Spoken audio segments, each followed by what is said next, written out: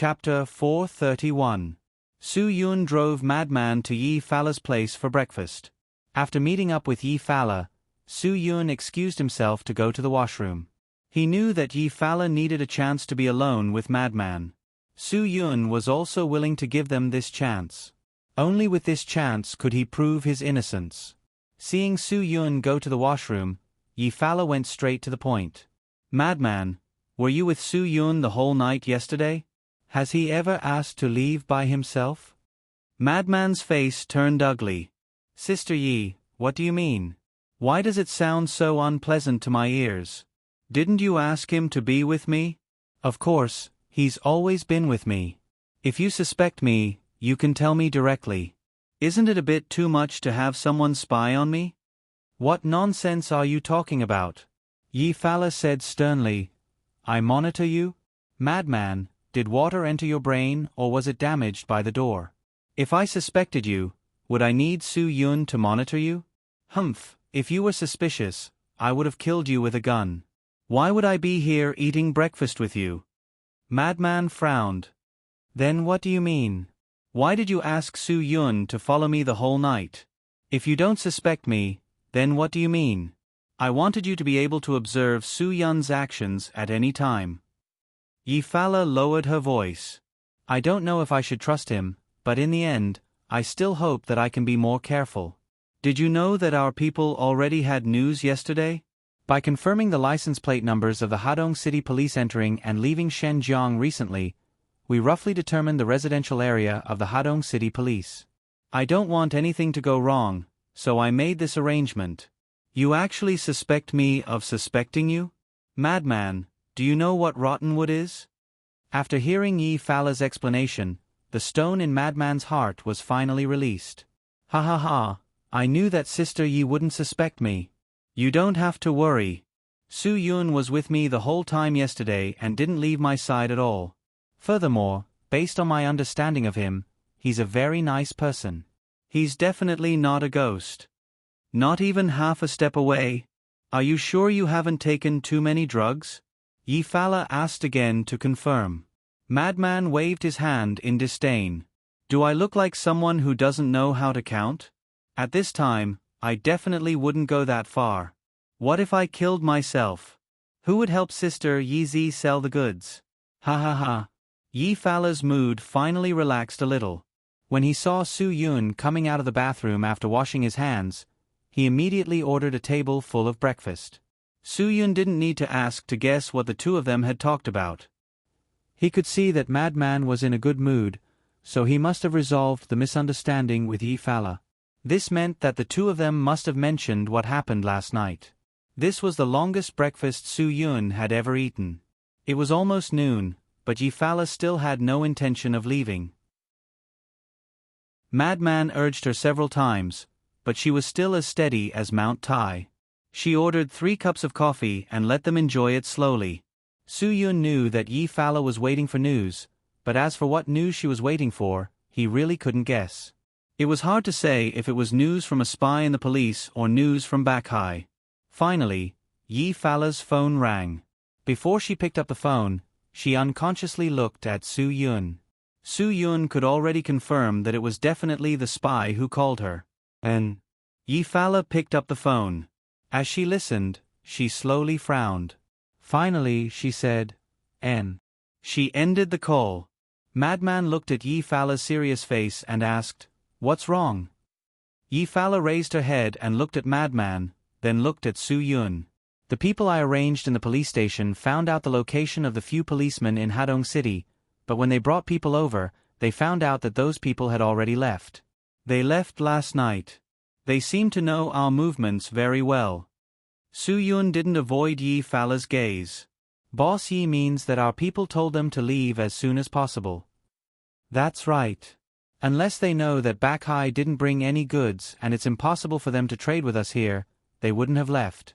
Yi Fala said firmly, someone must have leaked the news. If you were me, who would you suspect? Madman stared at Yi Fala with his eyes wide open. If it were him, who would he suspect? He wouldn't suspect anyone. Su Yun said, If I were you, I would suspect me. Why? Yi Fala asked. Because of the trade that night, Bachai's people didn't bring any goods. Only Madman and I know about this. Su Yun said, Madman has worked with you for so many years, you shouldn't suspect him. So, the first person worth suspecting is me. Yi Fala nodded, then shook her head and said, but you didn't have the chance to inform them. That's right. Madman said, Su Yun was with me the whole night. It's impossible for him to have the time to inform the police in Hadong City. Sister Yi, there must be a misunderstanding. You have to figure it out. I won't suspect you, because I think there's someone else who knows about this. Yi Fala said, the person who helped me pull the strings with Back Hai was Defei, so I think Defei should know about Bachai's rules. But why didn't Defei tell me about the importance of this rule to Back Hai? Madman was stunned. Sister Yi, are you suspecting that Defei is up to something? It's not that I don't trust him, but his ambition is too big. Once Shenjiang doesn't have Black Widow, the entire underground market will be his. Yi Fala sneered. This should be enough for him to have thoughts of rebelling against me, right? Madman didn't say anything for a long time because Yi Fala's words were true. Defei had always been ruthless and didn't leave a way out. Maybe he really wanted to stab him in the back. If it was really Defei, then he really couldn't say anything. In front of these people, he was only a junior. Although Madman was usually impolite and didn't care about respecting the old and cherishing the young, he was still very respectful to Yi Fala and Defei. If he wanted to play tricks, he must have gotten the goods. Su Yun directly pointed out the loophole in this inference. It can't be Defei. Yi Fala also knew that Su Yun's words were reasonable. She took a deep breath.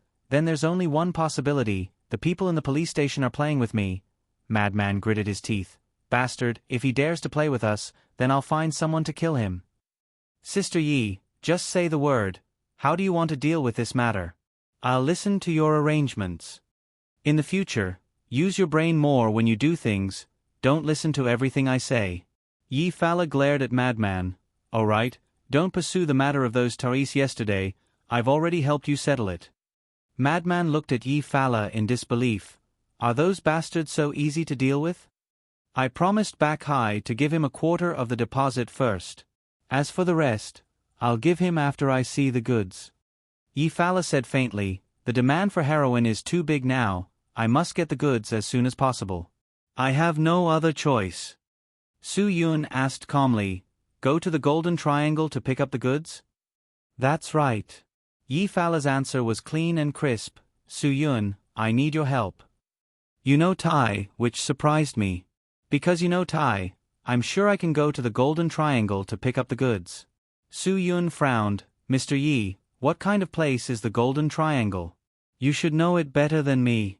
Have you really decided to go to that lawless place? If Back Hai turns hostile there, I'm afraid we'll lose both our money and goods. This is not a wise choice at all. Whether it's wise or not, I've already transferred $16.5 million to Bachai's account. If I don't go, he won't return the money to me. It was obvious that Yi Fala was betting a lot. Su Yun knew that this was his best chance. I won't agree. What? Yi Fala frowned, and Madman also looked at Su Yun in confusion. One must know that in Madman's heart, going to a place like the Golden Triangle was very exciting. Su Yun insisted, I said I won't go. Because it's too dangerous, I can't guarantee whether I'll be able to come back alive. Yi Fala stared at Su Yun for a long time. Finally, she guessed Su Yun's thoughts. Okay, I'll tell you what you want to know. But after you're done with your business, I hope you can help me. Su Yun looked hesitant, and finally made a decision. Send me the address. Since you said so, I'll take it as a promise. For the first time, Yi Fala felt so passive. I won't casually owe others. Su Yun, if you help me, I'll definitely help you. As long as I finish what I want to do, I can go to the Golden Triangle. I can also gamble with my life. Yi Fala looked seriously at Su Yun's eyes. Then can you tell me, why are you looking for people from the military? Mr. Yi, everyone has secrets. Su Yun refused. You don't think that I'm involved with people from the military, do you? Hee hee, if that's the case, do you think I still need to find people to solve this problem? Yi Fala's face showed a relaxed smile. She quickly edited the address and sent it to Su Yun's mobile phone. After Su Yun received the address, he smiled slightly. Only when he saw Yu Meiren did he feel that this trip was worth it. Mr. Yi, thank you. Su Yun, I'll deal with my personal affairs soon. When the time comes, I'll accompany you to pick up the goods. Seeing Su Yun get up and leave, Yi Fala said, people from the military are not so easy to get close to, and the person you're looking for must be someone from a secret organization. Don't die before going to the Golden Triangle with me. Su Yun just smiled and left in a hurry without saying anything. Madman said blankly, Sister Yi, why would Su Yun provoke people from the military for no reason? You're letting him go? Maybe he'll really fall for it. If he dares to go, it means that he has the ability. If he really falls into the hands of the military, then there's no point in bringing him to the Golden Triangle. Yi Fala said, that place is full of mercenaries. I want to take this opportunity to see how capable Su Yun is. I believe that he won't let me down.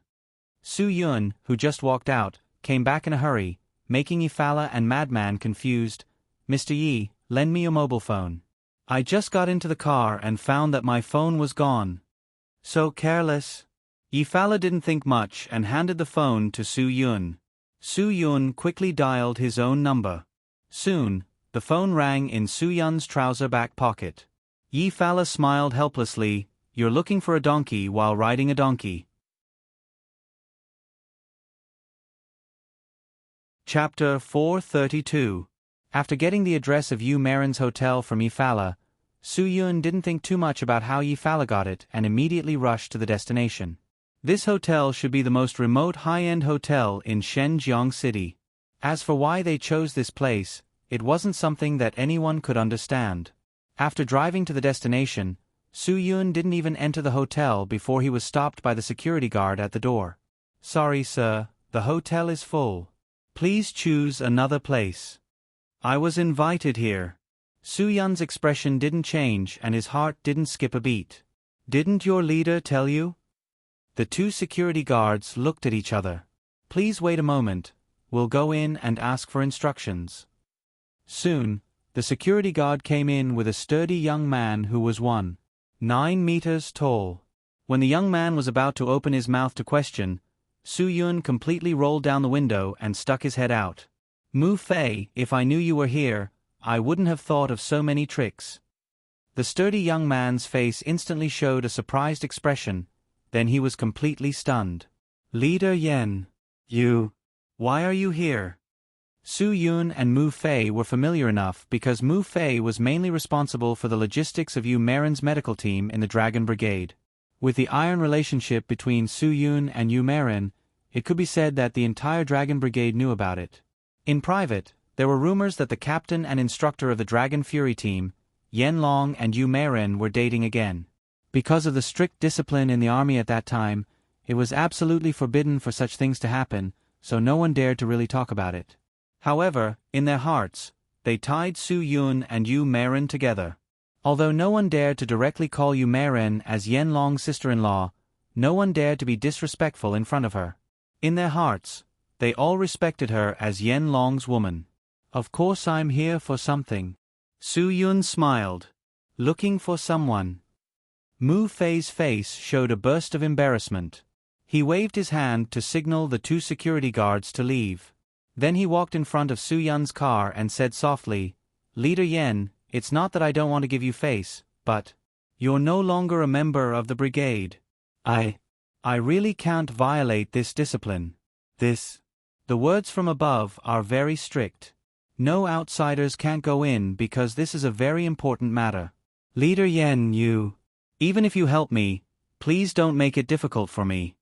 Su Yun suddenly made a move and strangled Mu Fei's neck to the car door.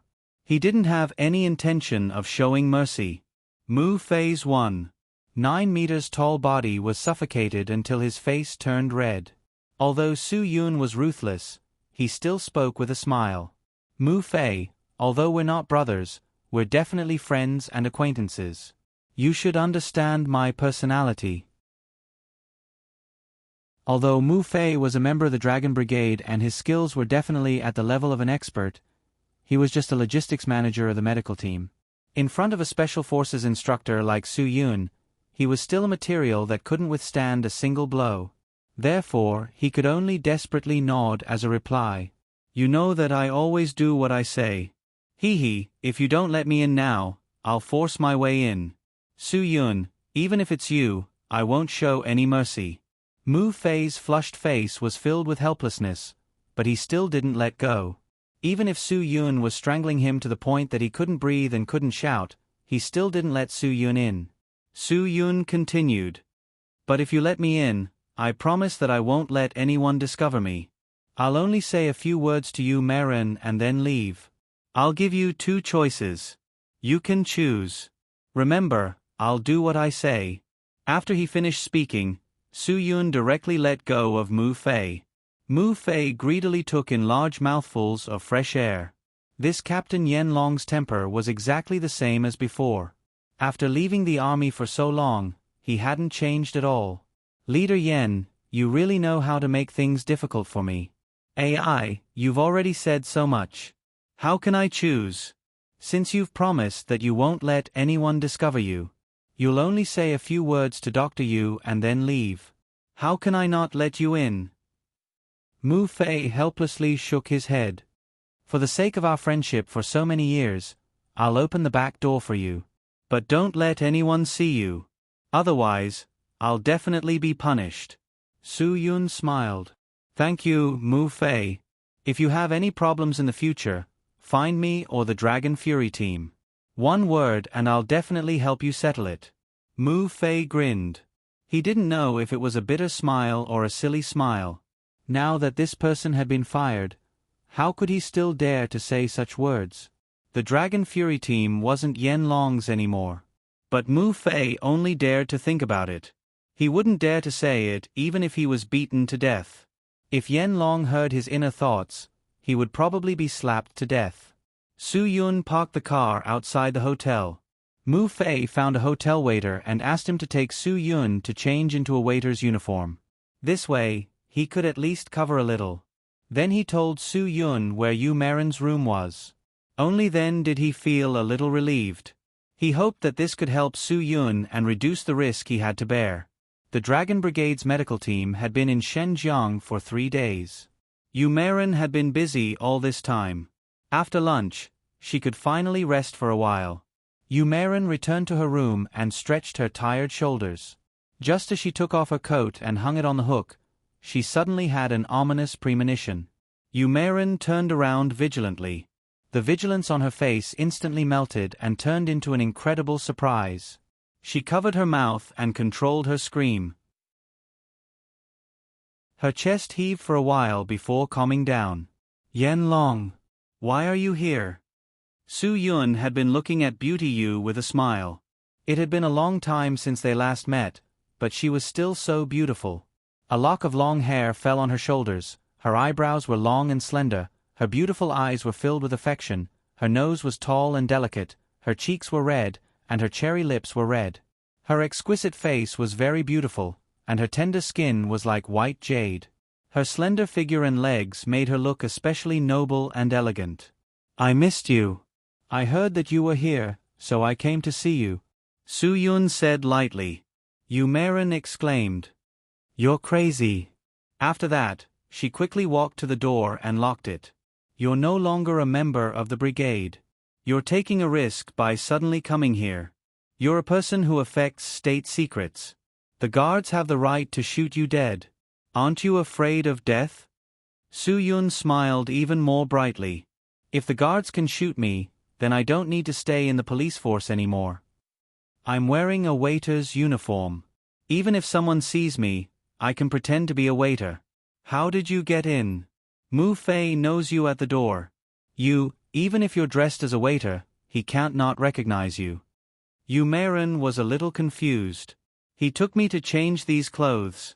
Of course he knows me. Su Yun said proudly. After all, I've been in the Dragon Brigade for so many years. If Mu Fei doesn't give me face, how can he not feel embarrassed? Yu Meren was angry and helpless, but she was still very excited and happy to see Su-Yun. "You really came to see me? Nothing else?" "Nothing." Su-Yun smiled awkwardly. Yu Maren knew that he wouldn't visit without a reason. "You don't want to tell the truth, right?" "Don't think that I don't know. I heard from Qinglong that you own a big hotel in Hadong City of Jiangbei Province and are happily being the boss. Hadong City is about 1,000 kilometers from Shenzhen, right? You came to see me on the way?" Su-Yun shrugged. "Well, I know that I can't hide anything from you. But I really wanted to see you, and not just because of something." With Su-Yun's words, Yu Maren was already satisfied. "What happened to you in Eastern Europe?" "You were trapped for so long," Su-Yun said worriedly. "When I found out about this, I really wanted to go. But I know Wang Yi. He won't let me go." "Fortunately, they all went. Otherwise, I wouldn't be at ease," Yu Maren said softly. "I'm fine. Although things are a little dangerous, I always believe that I will be fine. Because I know that I have the Dragon Fury team to protect me. Even if I encounter great danger, I believe that I will be fine. Because you guys are protecting me, and he is blessing me in heaven." Su-Yun knew that Yu Maren was thinking of her brother. "Well, let's not talk about it. It's all in the past." Yu Maren quickly stopped reminiscing. She was worried that her discomfort would trigger Su-Yun's inner demon. "Come, let me see your recent physical condition." As she spoke, Yu Maren pulled Su-Yun's hand in front of her and gently checked his pulse. Yu Maren was even more shocked. Logically speaking, after Su-Yun left the Dragon Brigade, his main task was to recuperate and clear his inner demon, so it was impossible for him to have any breakthroughs in his cultivation. But now, it was not the case. Yu Maren could clearly feel the true qi in Su-Yun's meridians. Only a supermaster could have the true qi to protect the body. "You broke through?" Yu Maren was so shocked that her jaw could not close. "How is this possible?" "Su-Yun, how did you do it? In such a short time, how did you break through? And even though your inner demon broke out, it was not completely cleared. Before the inner demon was cleared, how did you break through? My God, how did you do it?" "Did you eat something?" Su-Yun shrugged. "I didn't just break through. I should be able to reach the 3rd stage of a supermaster now. I'm not joking, it's true." The more Su-Yun said this, the more Yu Maren felt that it was inconceivable. "How did you do it?"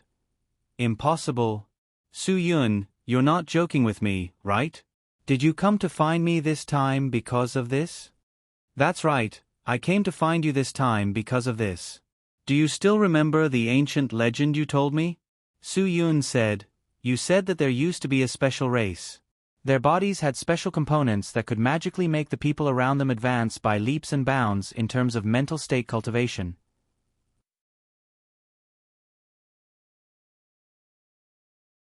Chapter 433. Su-Yun could guess from Yu Maren's expression that the legend she was talking about was definitely not just a legend. It was definitely a real history. Otherwise, Yu Maren would not be so surprised. The more Yu Maren acted like this, the more dangerous Su-Yun felt. Once the secret of his rapid increase in strength was confirmed to be from Guagua, it would be a secret that Su-Yun would have to protect for the rest of his life. If this secret was leaked out, it was imaginable how much chaos it would cause in the underground world. Now, Su-Yun finally understood why Green Ghost wanted to find Guagua no matter what. "Can you tell me about the Zikijoa tribe?" Su-Yun had a lot of doubts in his heart. He wanted to know the secret of Guagua. Yu Maren nodded. "But it's a long story. It seems to involve the origin of human beings. But it's not that complicated. I think with your logical thinking ability, you should be able to understand." With that, Yu Maren got up and poured 2 glasses of water. She drank one and handed the other to Su-Yun. After drinking the water, Yu Maren finally spoke. "There have been many legends and debates about the origin of human beings. My opinion is not necessarily correct. Many scientists have proven that human beings evolved from a prehistoric shark that roamed the ocean more than 300 million years ago. I won't start from that time. I'll start from 4 million years ago when the African gorillas decided to come down from the trees and became upright ape men. After a pause, Yumerin seemed to find that it was meaningless to talk too much, so she fast-forwarded to the history. After these upright ape men came down from the trees, they began to make tools and learned to use fire. Until 2 million years ago, these upright ape men left Africa and went to Asia, Europe, and Oceania. But these ape men are not our ancestors. Until 200,000 years ago, the upright ape men on the coast of South Africa decided to undergo a huge genetic mutation. The mutated ape men completely deviated from the mainstream evolutionary direction of the upright ape men. Thus, the ancestors of modern humans appeared. Su Yun rubbed his nose. This sounds a bit too profound for me. Did the Zikajoa tribe have to go back to such ancient times? Hundreds of thousands of years ago. I thought humans were just cells at that time. It turns out that they had all become ape men. Yu Meiren glared at Su Yun, indicating that he should not interrupt her because what she said was meaningful. Since Su Yun did not want to listen for so long, she did not tell him too much. She directly told him the reason for the classification of human beings. 60,000 years ago, everyone in the world was black. But 50,000 years ago, thousands of volcanoes in India erupted at the same time. The volcanic ash blocked the sun, and the world suddenly entered a great ice age. Almost all modern humans outside of Africa went extinct, but the modern humans in Central Asia decided to undergo a revolutionary genetic mutation. Their skin color became lighter, their eyes became lighter, and at the same time, their intelligence was greatly increased. These were the ancestors of modern white and yellow people. Only a few hundred people survived the Great Ice Age. These people married their relatives, causing the mutation to develop to an extreme. Black people began to become less black. Due to the genetic defect after the mutation, only 4 branches could adapt to the environment and survive. 1 branch was yellow, 1 branch was white, 1 branch was black, and the last branch was the Zikajoa. Purely fictional. I made it up after reading some books. Academic critics, please don't criticize me. It's just a novel. The Zikajoa people already existed at that time? Su Yun was confused. They've already existed for tens of thousands of years. Yu Meiren nodded and said, yes, they've existed for tens of thousands of years. During the Great Ice Age, only smart people could survive. Obviously, the Zikajoa people were the smartest people of that era. Perhaps it's because of their genetic mutation. There's a special factor in their bodies. This factor in the Zikajoa people's body, together with a type of extinct Pobo jade, can stimulate the latent energy of others around them. After years of evolution, everyone is aware of this problem. Su Yun frowned. If that's the case, if the Zikajoa people were together every day, they must be the most perfect race among all the surviving races. How could they have gone extinct? This was the regret of the Zikajoa people. Their energy could only stimulate the latent energy of other yellow people, black people, and white people, but it could not stimulate their own Zikajoa potential. Yu Meiren said, this led to a large number of Zikajoa people being forcibly captured by people of other races. The only people who were friendly to them were probably the yellow-skinned people. In the end, the remaining Zikajoa people followed the yellow-skinned people and migrated to the Asian continent. However, what the Zikajoa people didn't expect was that not all of the yellow-skinned people were good people. There was a group that was especially vicious and liked to harm the Zikajoa people. These vicious scum were despised by the other yellow-skinned people and were chased to Japan. Although they didn't leave the Asian continent, they could only look at the yellow-skinned people from the continent across the sea and could no longer harm the Zikajoa people. Su Yun still deeply believed in this past history, because the descendants of that group of scum on Japan Island were scum enough, especially those who were officials. Each one was more shameless than the other. Fortunately, most of the yellow people chased away this nest of rats, otherwise, who knows if the continent would be despised by the people of the world. But even so, it couldn't stop the extinction of the Zikajoa people.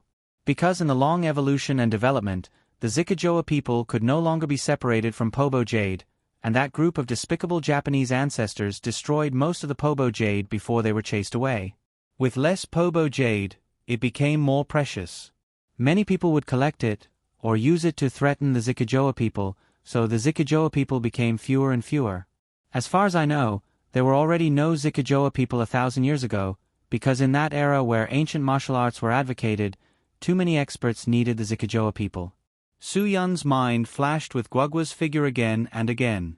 He remembered very clearly that Guagua always had a round stone pendant hanging around her neck. But that pendant didn't look like jade at all, because it had nothing to do with crystal clear water. Thinking of this, Su Yun couldn't help but ask, "Then do you know what Pobo jade looks like?" "I really don't know about this. I'm afraid only old professors who have a deep understanding of archaeology would have studied this kind of extinct jade." Yu Meiren shook her head. "My research into history is completely out of interest. After all, my major is medicine and pharmacy." Speaking of this, Yu Meiren exclaimed, "You suddenly asked me so many questions, and your strength has improved by leaps and bounds. Yen Long, are you trying to tell me that there are Zikajoa people around you?" Su Yun stepped forward and covered Yu Meiren's mouth. "Can you lower your voice?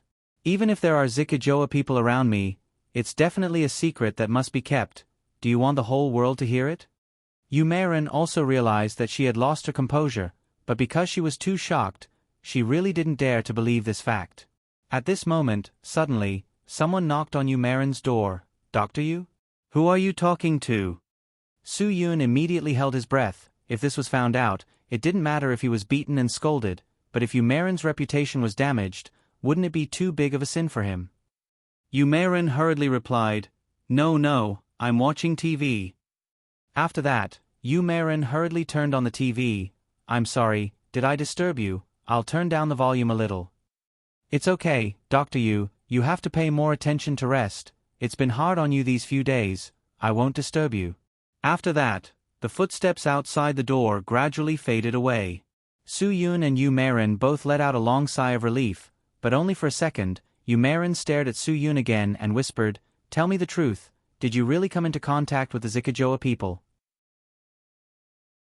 "Yen Long, tell me, I swear, I'll never tell a third person, believe me, I won't lie to you, I'm really curious, really." Su Yun pinched the bridge of his nose. He had a headache.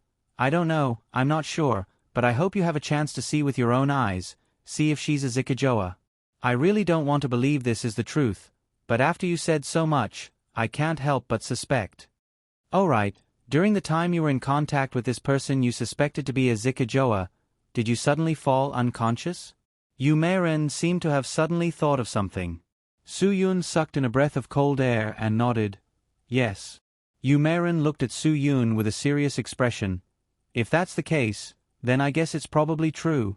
Yen Long, if there's really a Zikajoa by your side, you must not let this secret leak out. I think, in this world, I'm not the only one who has studied the Zikajoa people. There will be others who know this secret. Once this secret leaks out, it will cause a great dispute in the underground world." Su Yun nodded. Regarding this point, he was clearer than Yu Meiren. "This is why I only dared to tell you when I found you, because I know that in this world, only you can keep a secret. I don't dare to tell anyone else. I'm afraid that someone will leak it out." "Don't worry, I won't tell anyone." Yu Meiren promised again. Su Yun had a general understanding in his heart. Guagua's big secret was basically real. He didn't want to think about this troublesome problem anymore, so he changed the topic. "By the way, why did you come to Xinjiang?" When Yu Meiren heard Su Yun mention this point, her expression became serious. "We're investigating the matter of Darong electronic sewage discharge. According to some investigations and reports, Darong electronic sewage discharge exceeded the limit. When we were investigating this matter, we found that not only did their sewage discharge exceed the limit, the sewage they discharged actually contained radioactive substances. We suspect that Darong Electronics is selling dog meat under false pretenses. We're very suspicious about what they're really producing."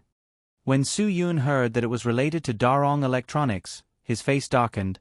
"Then why are you still being polite with him? Investigate them." "I knew that the Japanese can't do anything good in our Huaxia. The sewage discharge actually contains radioactive substances? Could it have something to do with nuclear?"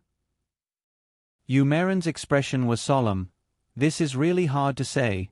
But Darong Electronics has done a very good job of confidentiality. We've communicated with many departments, but they didn't get the right to search them, and the evidence collected now is not enough. Now we're investigating Darong Electronics sewage discharge every day.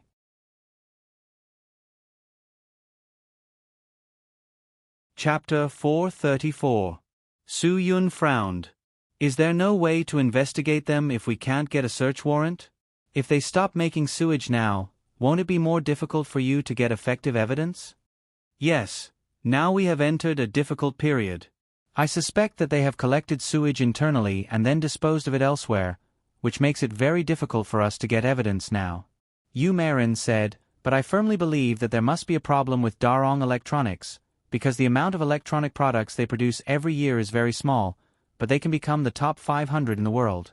They must have the support of the Japanese cabinet. Su Yun said coldly, since we can't get a search warrant, we'll use force. Force? That's not legal, and I'm a soldier. We have to strictly abide by the rules. There are some things that we can't do just because we want to. Yu Marin shook her head helplessly. I'll think of another way.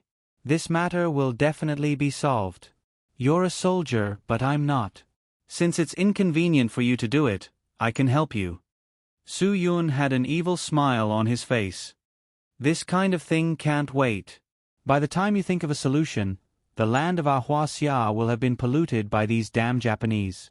After all, there are radioactive materials in it, which are very harmful to the human body. This problem must be solved as soon as possible. What do you want to do? Yu Marin stared with her eyes wide open, like a frightened deer. She always had this expression when Su Yun did something outrageous. Su Yun was already used to it. He liked to see Yu Marin's expression. It was very cute and very attractive. Su Yun smiled slightly. You don't have to worry about this. I naturally have my own way. It just so happens that I have something to deal with those Japanese from Darong Electronics. Since they are not only committing crimes on the road of Ahuaxia, but also excreting this radioactive waste, I really have no reason to let them go. Yu Marin covered her mouth and frowned slightly. You have a conflict with the people of Darong Electronics? Su Yun, the Nakamura family of Darei Electronics is not a small family. Their influence in Japan cannot be underestimated. Even the current Prime Minister has to be respectful to the Nakamura family. You'd better not go head-to-head with them. Of course, Su Yun had thought about this before. If we were in Dongying, I might not have gone head-to-head with him. But this is Zhenjiang, the land of Huaxia. They are the ones who should be respected, not us. Yu Marin knew Su Yun's temper, so she knew that once Su Yun decided on something, even 10 yaks wouldn't be able to change his mind. So, is there anything I can help you with? Su Yun was just about to say no, but stopped himself. Give me your internal number, I have something to talk to Azure Dragon about. You can't involve them in this matter, they are not like you. Yu Marin was a little hesitant. Su Yun grinned. I really don't need their help with this matter, I can handle it myself. I'm asking them to help me with something else. After this mission, I'm afraid I'll have to train with the team for a while. I'm afraid that they'll be bored, so I'll ask them if they're interested in going out with me. Go out with you? Yu Marin widened her eyes. Yen Long, you can't instigate them to be so undisciplined. I know, but I do need their help. If they feel that discipline is the most important, then they can choose not to come. The choice is in their hands. Su Yun smiled slightly. I'm just explaining things to them. If they are willing to help me, it's purely voluntary. I won't force them. Then can you tell me what you want to do?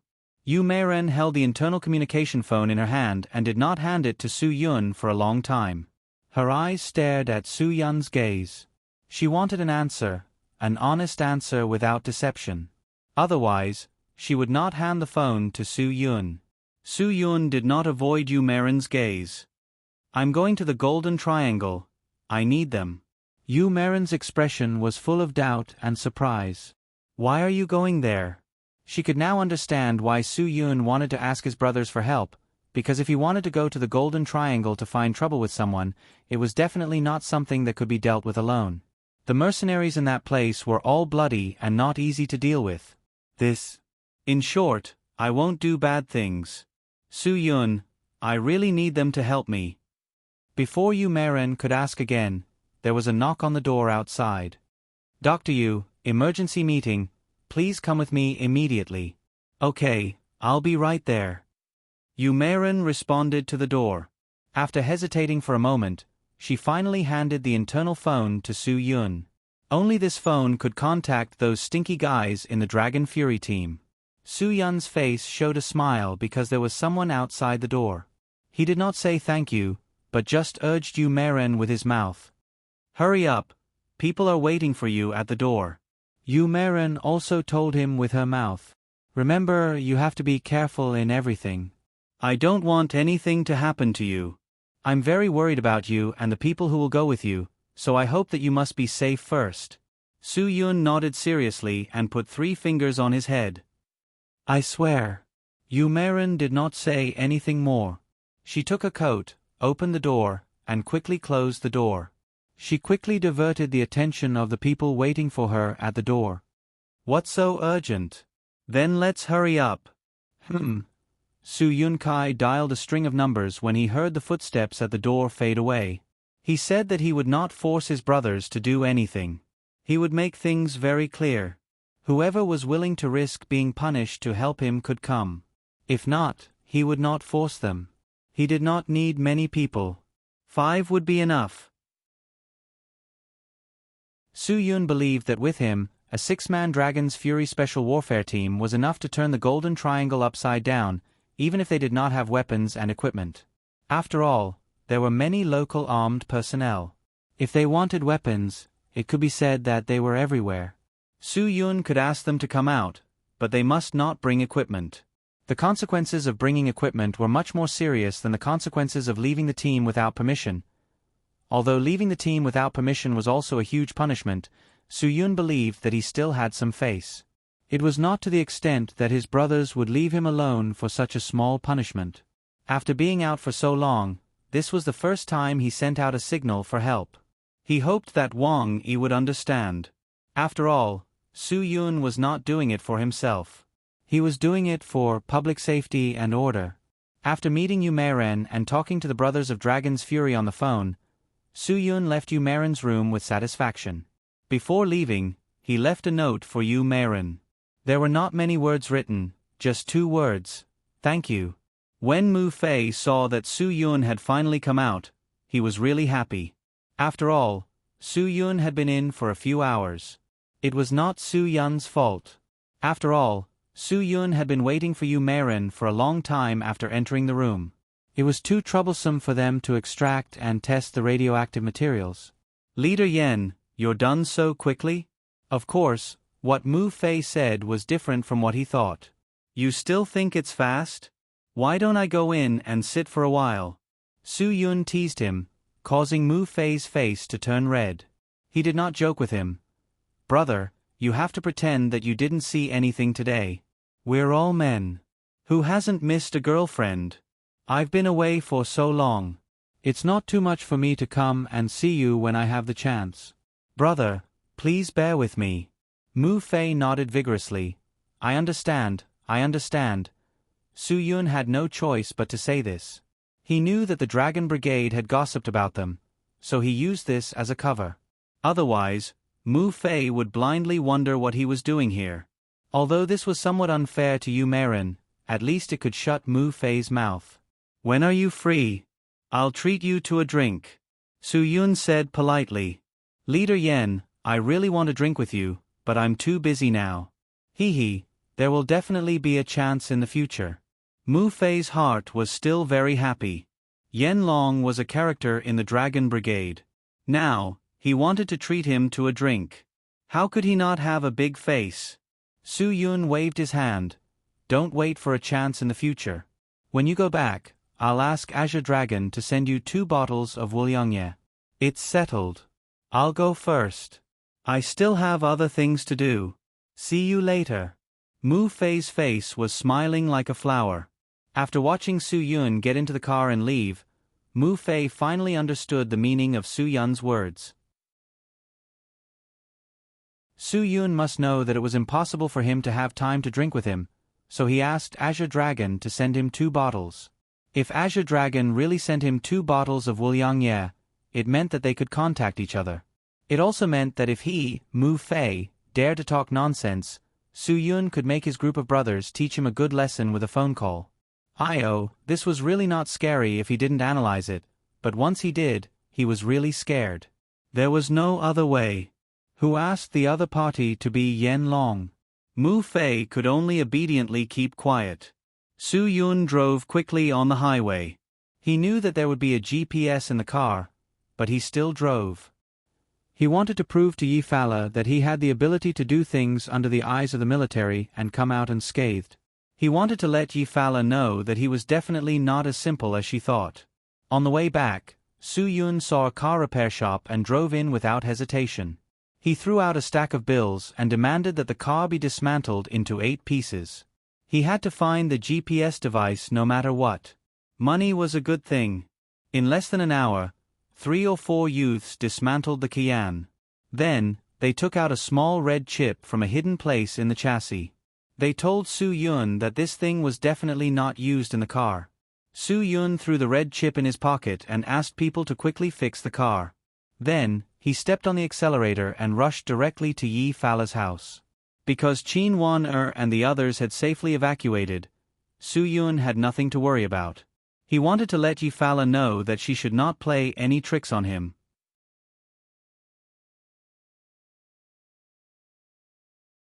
Chapter 435. After seeing Yi Fala again, Su Yun wasn't polite at all and directly threw the red GPS chip on Yi Fala's table. Boss Yi, what is the meaning of this? If we don't even have the most basic trust, how can I dare to cooperate with you? After seeing the GPS chip, Yi Fala was startled, but her expression didn't change at all. Alright, I admit that I didn't do it properly, but you should understand me. Trust is built on the basis that there is no betrayal. I need to make sure that you are really helping me. Su Yun, there is a saying that caution is the parent of safety. It is very appropriate to use it in our line of work. Su Yun stared at Yi Fala and didn't say anything. Obviously, he was using his actions to tell Yi Fala that he wasn't satisfied with her answer. He needed a more reasonable explanation and comfort. I owe you. Yi Fala suddenly smiled and walked tenderly in front of Su Yun. With hazy eyes and brows, she said, "What else do you want to do? I'll help you, I'll satisfy you. Just take it as me repaying this debt. This should be fine, right? What do you want me to do for you?" If an ordinary man saw Yi Fala like this, he would have already been overwhelmed with emotions. How could he have the heart to blame such a beauty?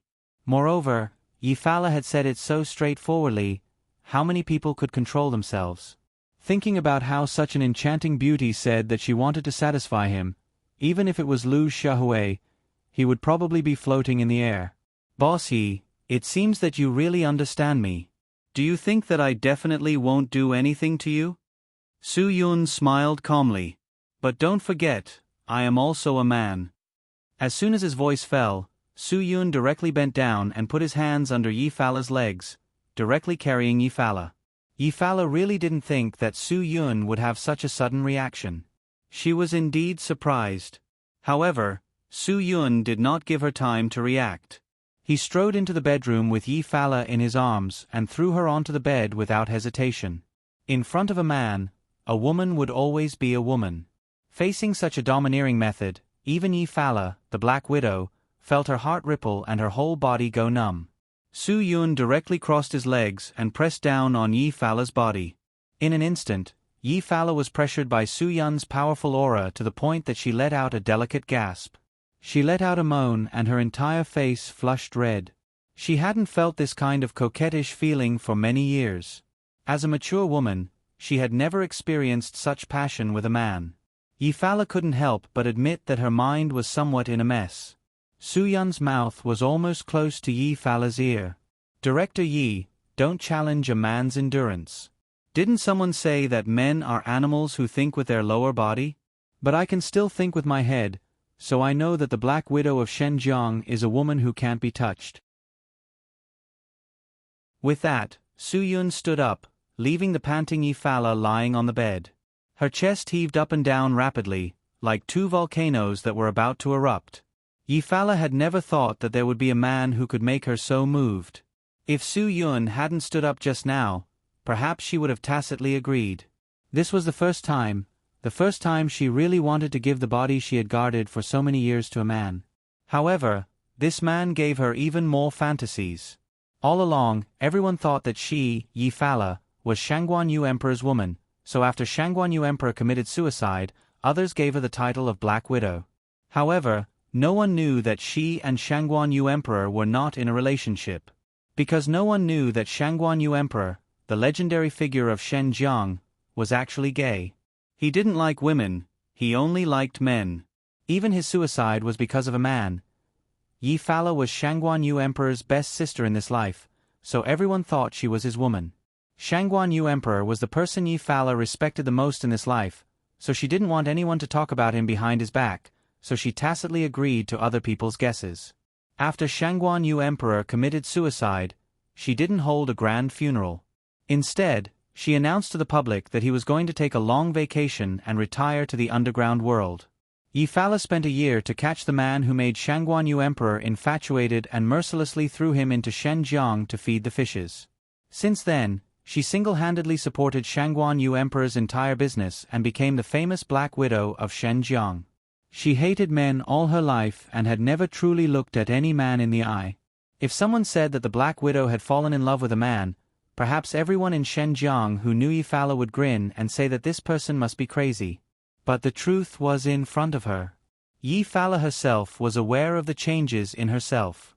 Every time she faced Su Yun, he would easily break through her defenses. Su Yun. Yi Fala suddenly got up from the bed and said, "I admit that I shouldn't have done that, but it wouldn't destroy the cooperation between us. If you don't want to go to the Golden Triangle with me because of this, then tell me, what should I do for you to be willing to help me?"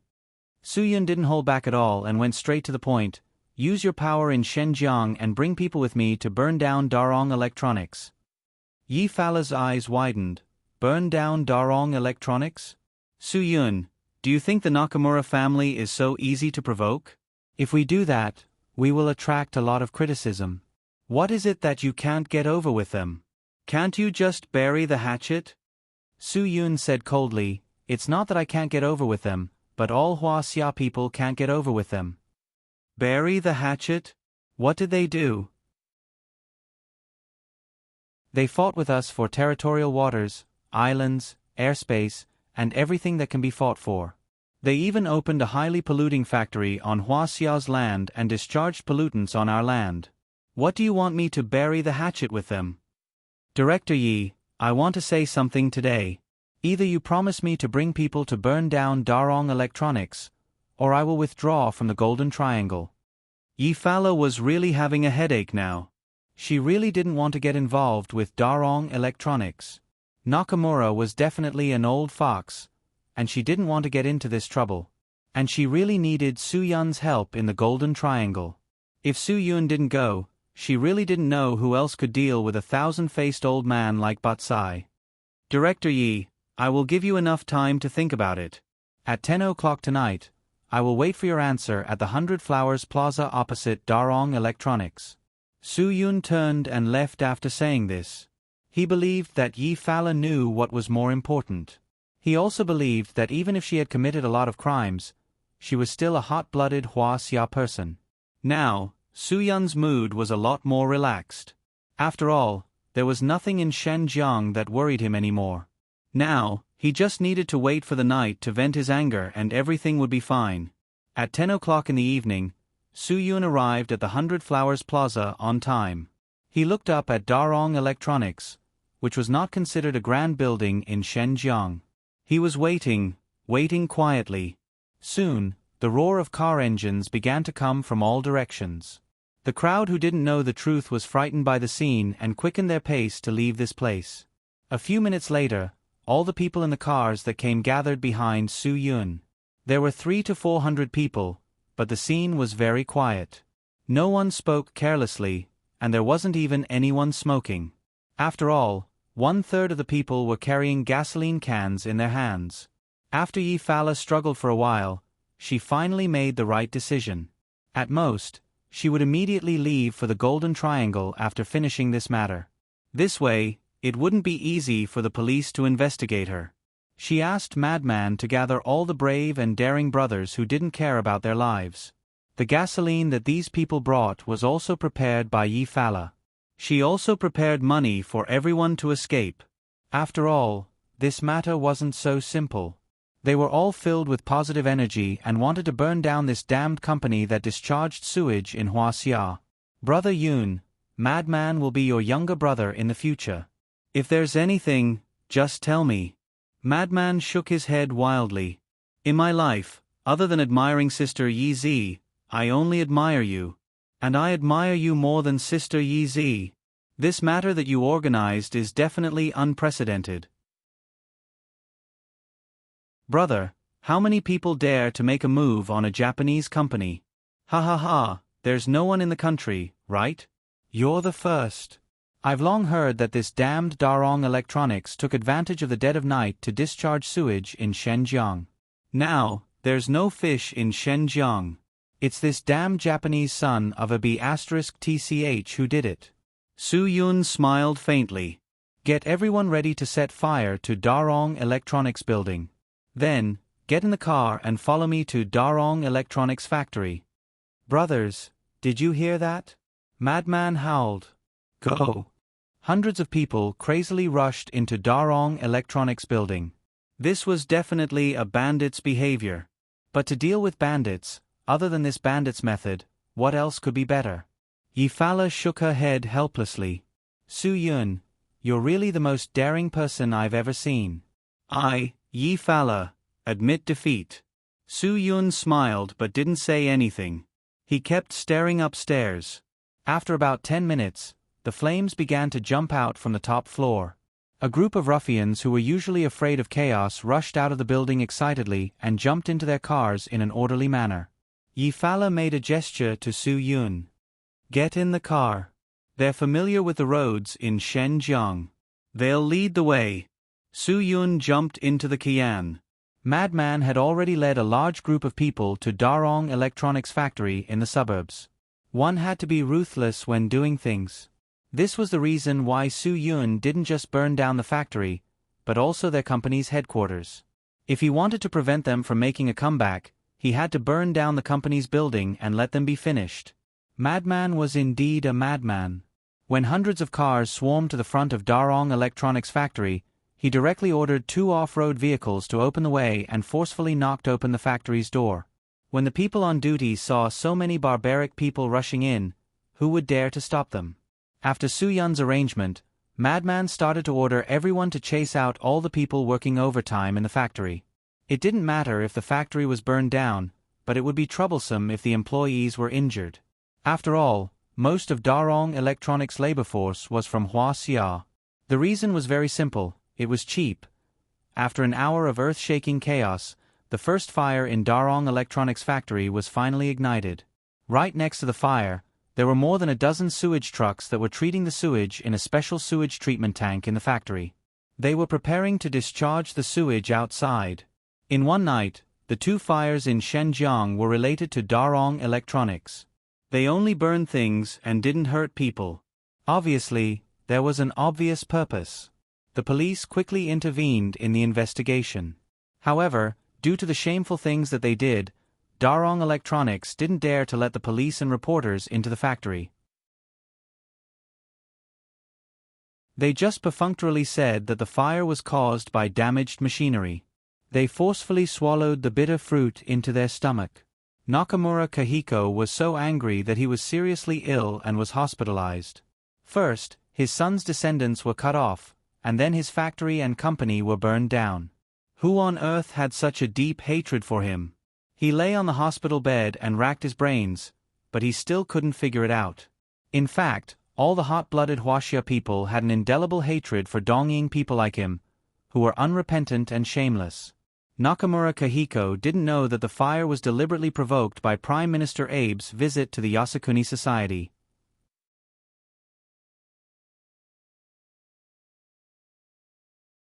Chapter 436. Su Yun sat in the car all the way to the south. Other than going to the toilet, he didn't even get out of the car to eat or sleep. The two drivers in the front row took turns to drive and didn't stop halfway. Su-yun only had one thought in his heart. If he wanted to drive to the southern border of Huaxia, he must choose an off-road vehicle with good performance. If he caught up with continuous rainy weather, it was easy to get muddy all the way. If it wasn't for the Jeep Wrangler's performance, he didn't know how many times he would have been stuck in the mud. To be honest, those million-level Q7, X6, G-Class Benz, Range Rover or Escalade were definitely not as good as this pure off-road vehicle that was less than 600,000 yuan in this kind of bad road conditions. But then again, this car really didn't have any comfort to speak of. Su-yun's back was aching all the way. She didn't even know how she persevered for the past few days. Fatigue, weariness, and tiredness were the three biggest feelings in Su-yun's heart now. Are we almost there? Su-yun's patience was almost exhausted. It was already late. Once the night fell, everything would be more difficult to move forward. After Shen Jiang angrily burned Darong Electronics, they ran out without stopping. Although Su-yun was very clear that Nakamura Kahiko didn't dare to let the police intervene in the investigation, because he did a lot of unspeakable things in the Darong Electronics factory, Yi Fala and the others didn't know. Su-yun couldn't make it too clear, so he could only set off with them in a hurry. Yi Fala chose to be in the same car with Su-yun for many reasons. The main reason was that she would feel safe beside Su-yun. Regardless of whether she was Shen Jiang's Black Widow or not, in the end, she was just a woman. A woman would hope to have a man who could give her a sense of security. No matter how strong a woman was, it was the same. In response to Su-yun's question, Yi Fala could only throw it at the driver. Are you on the right path? We have already passed the checkpoint of the Forked River. The river in the north is the Nala River. We will go west along the river and soon reach the border. That place is the junction of Huaxia, Laos, and Myanmar. There are a lot of jungles. If we want to find a safe place to pass, we may have to take some detours. The driver's reply gave Su-yun hope. Finally, they were almost there. Yefala's expression began to become nervous. The closer we are to the border, the more cautious we have to be. We must avoid the border guards. In this kind of no-man's land or border with very few residents, there must be an army field force stationed there.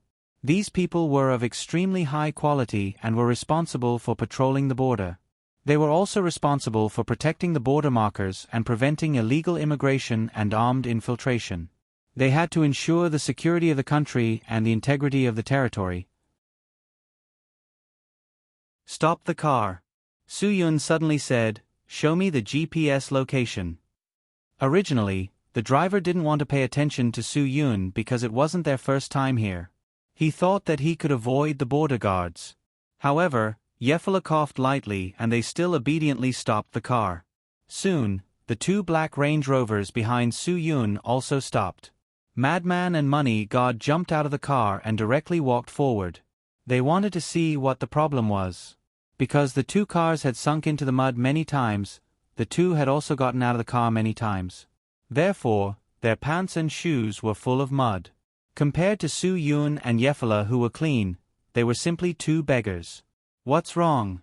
Why did they suddenly stop? Madman shouted and walked forward.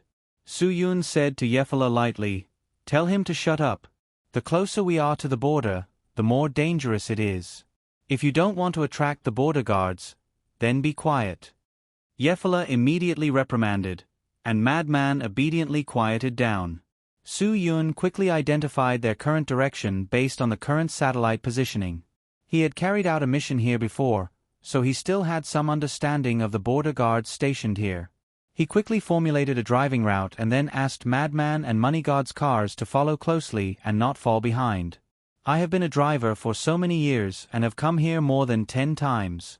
I have never encountered any border guards wherever I went." The driver complained.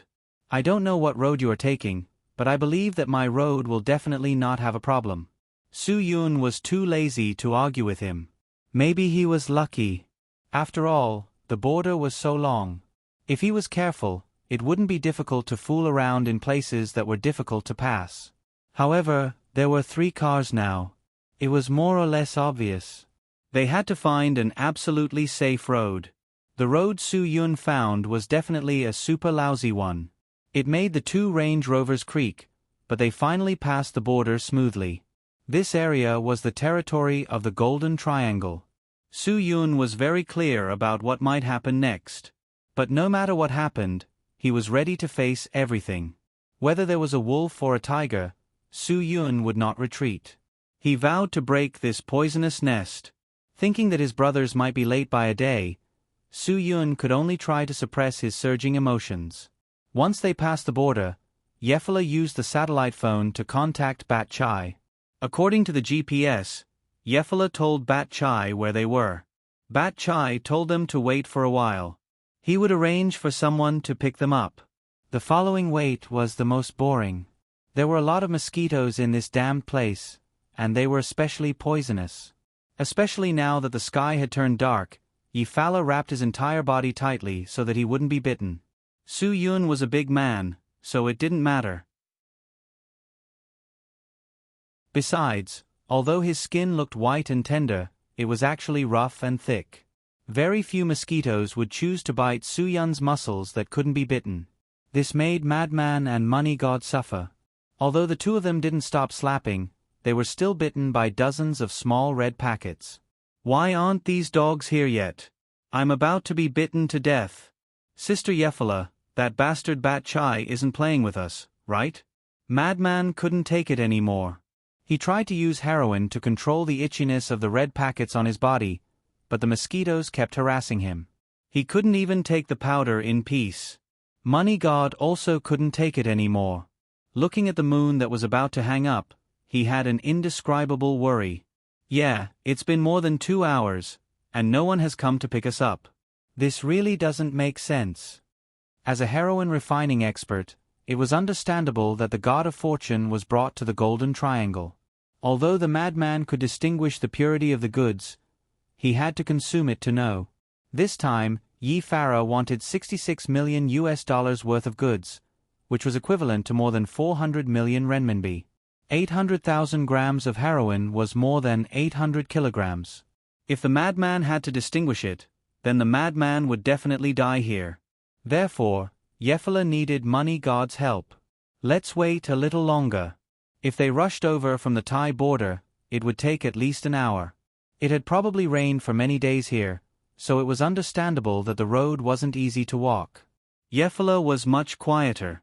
The rainy weather didn't make her mood very good, but she was already in someone else's territory, so of course she would be more passive. Golden Triangle, gloomy night, rainy weather, countless mosquitoes. Any one of these things that they were facing would give them a headache, but now that they were all piled up together, anyone would feel depressed and unhappy. Everyone was waiting. They were all enduring it. Everyone placed their hopes on the person who came to pick them up. Another long hour passed, and even Yefela couldn't take it anymore. It was already 10 o'clock at night, but the person that Bat Chai arranged to pick them up still hadn't arrived. At this moment, Yefela's satellite phone in the car rang. She hurriedly picked it up, and sure enough, it was Bat Chai's voice. Yefela had some faint anger. Bat Chai, what are you doing? Where are your people? It's been 3.5 hours, why aren't your people here yet? Miss Yi, don't be so anxious. You're anxious, but I'm also anxious. The people I sent just gave me news that they're stuck in a mud pit and can't get out of the car. It's so dark at night, and there's no way to get help, so we can only wait until tomorrow morning. Bat Chai's words completely made Yefela's heart lose all hope. Then what do you mean? You want me to spend the night in the wilderness? Yefela tried her best to control her breathing. Bat Chai, if you want to mess with me, I don't have any objections, but don't go overboard. When we were in Shenzhen, I didn't deliberately find the police to mess with you. You don't have to mess with me like this. Miss Yi, look at what you're saying. Am I, Bat Chai, that kind of narrow-minded person? Of course, I don't want such a sexy beauty like Miss Yi to sleep in the wilderness. But things have already happened, and I have no way to control or change it. I can only hope that Miss Yi will forgive me. If it was in Shenzhen, Yefela would definitely swear, but in the Golden Triangle, she chose to endure. She knew when to endure and when not to. Okay, then I'll wait for you. Tomorrow morning at 10 o'clock, I'll give your people 12 hours. If your people aren't here yet, then our deal will be completely cancelled. I don't want that 16.5 million US dollars, but don't think about your goods entering the mainland in the future. I mean what I say. Miss Yi, don't be angry. I'll definitely get my people here as soon as possible. Don't ruin the harmony between us because of this. When Ba Chai heard Yefala's ruthlessness, he more or less had some doubts. After all, the mainland market was too big. After hanging up the call with Ba Chai, Yefala was already powerless to say anything. She only said faintly, "Stay up all night." Frenzy wanted to complain, but he was glared back by Yefala's gaze. Faint sadness was written all over Fortune God's face. This was destined to be the most sleepless night in his life. He must close the car's doors and windows tightly before sleeping. Otherwise, he was afraid that he would be eaten by mosquitoes tomorrow. Su Yun smiled faintly.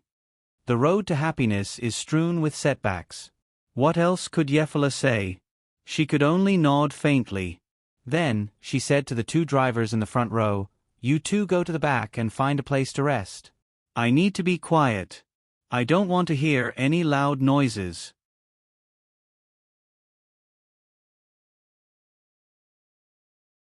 Chapter 437. Only Su Yun and Yi Fala were left in the car. At this time, the rain had finally stopped. The two of them looked at each other and looked away in panic. The atmosphere in the car suddenly became a little charming.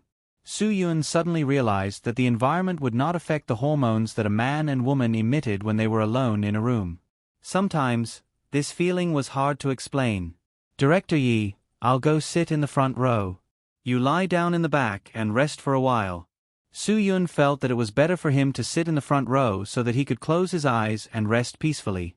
Then, he comforted Yi Fala. "This place should be safe. Although it's in the wilderness, at most there will be some mosquitoes. There won't be any evil people or beasts."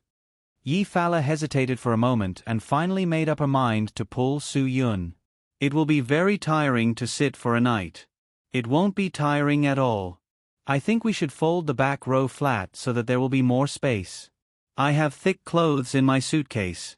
It should be quite comfortable to lay them down. Although the environment is a little bad, I think we need to have enough rest." Su Yun was startled. He admitted that his heart was a little shaken just now. "Isn't this not too good? I'd better go in front." At this time, there was no need to be so particular. Yi Fala said, "After all, we are not in Shenzhen now. The Golden Triangle is not our territory. We must have sufficient mental and physical strength to deal with Bat Chai. Perhaps today's matter was deliberately arranged by Bat Chai. Su Yun, you are too important to me. I must let you rest well." Since she had said this, Su Yun did not refuse. If he continued to refuse, it would be a little pretentious. He directly got up and folded the back row flat. The space in the off-road vehicle was relatively spacious. Therefore, the back row was really enough for two people to lie down and sleep. Yi Fala took her suitcase from the back row directly to the driver's seat. Then, she took out a thick set of clothes and laid them down. Compared to Su Yun, who came empty-handed, Yi Fala had to bring clothes and cosmetics. The two of them lay in the car, and for a moment, neither of them spoke. Su Yun closed his eyes and tried his best to fall asleep, but he could feel a special surge in his heart. That's right, this feeling was the feeling of Stage 3 perfection. Su Yun was a little surprised. Ever since he had unknowingly broken through to the third order of the super-expert realm, he didn't have any cultivation at all. Yet, in just a few short days, his third-order mental state had actually reached perfection. He somewhat missed Guagua. Su Yun wasn't hoping to use Guagua to break through, he was worried. "Su Yun." Yi Fala called out softly, interrupting Su Yun's thoughts. "I'm a little scared." Su Yun was stunned for a moment. Even Shen Jiang Black Widow had moments of fear. He didn't think that there was anything in the world that could scare this woman. "Mr. Yi, you're joking again, right? Can you call me Fala?" Yi Fala's voice actually carried a hint of coquettishness. Actually, I don't like being called Mr. Yi at all, really. It wasn't that Su Yun couldn't say it, but he felt that he shouldn't be so close to Yi Fala. That was why he kept calling her Mr. Yi, to maintain a sense of distance. But now that the two of them were lying together, with less than 10 centimeters apart, there was no need to talk about a sense of distance. Fala. Yi Fala replied with a little girlish smile on her face. Your voice is really nice to hear. Mr. Yi. No, Fala. Rest early. Tomorrow, Bakai's people might rush over very early. Su Yun was really afraid that he wouldn't be able to control himself. Yi Fala definitely knew how to use witchcraft. To be able to make her temperament so pure and innocent, it was as if she wasn't the same person as before. While Su Yun wasn't paying attention, Yi Fala actually plunged her head into Su Yun's embrace. Her whole body was tightly stuck to Su Yun's body.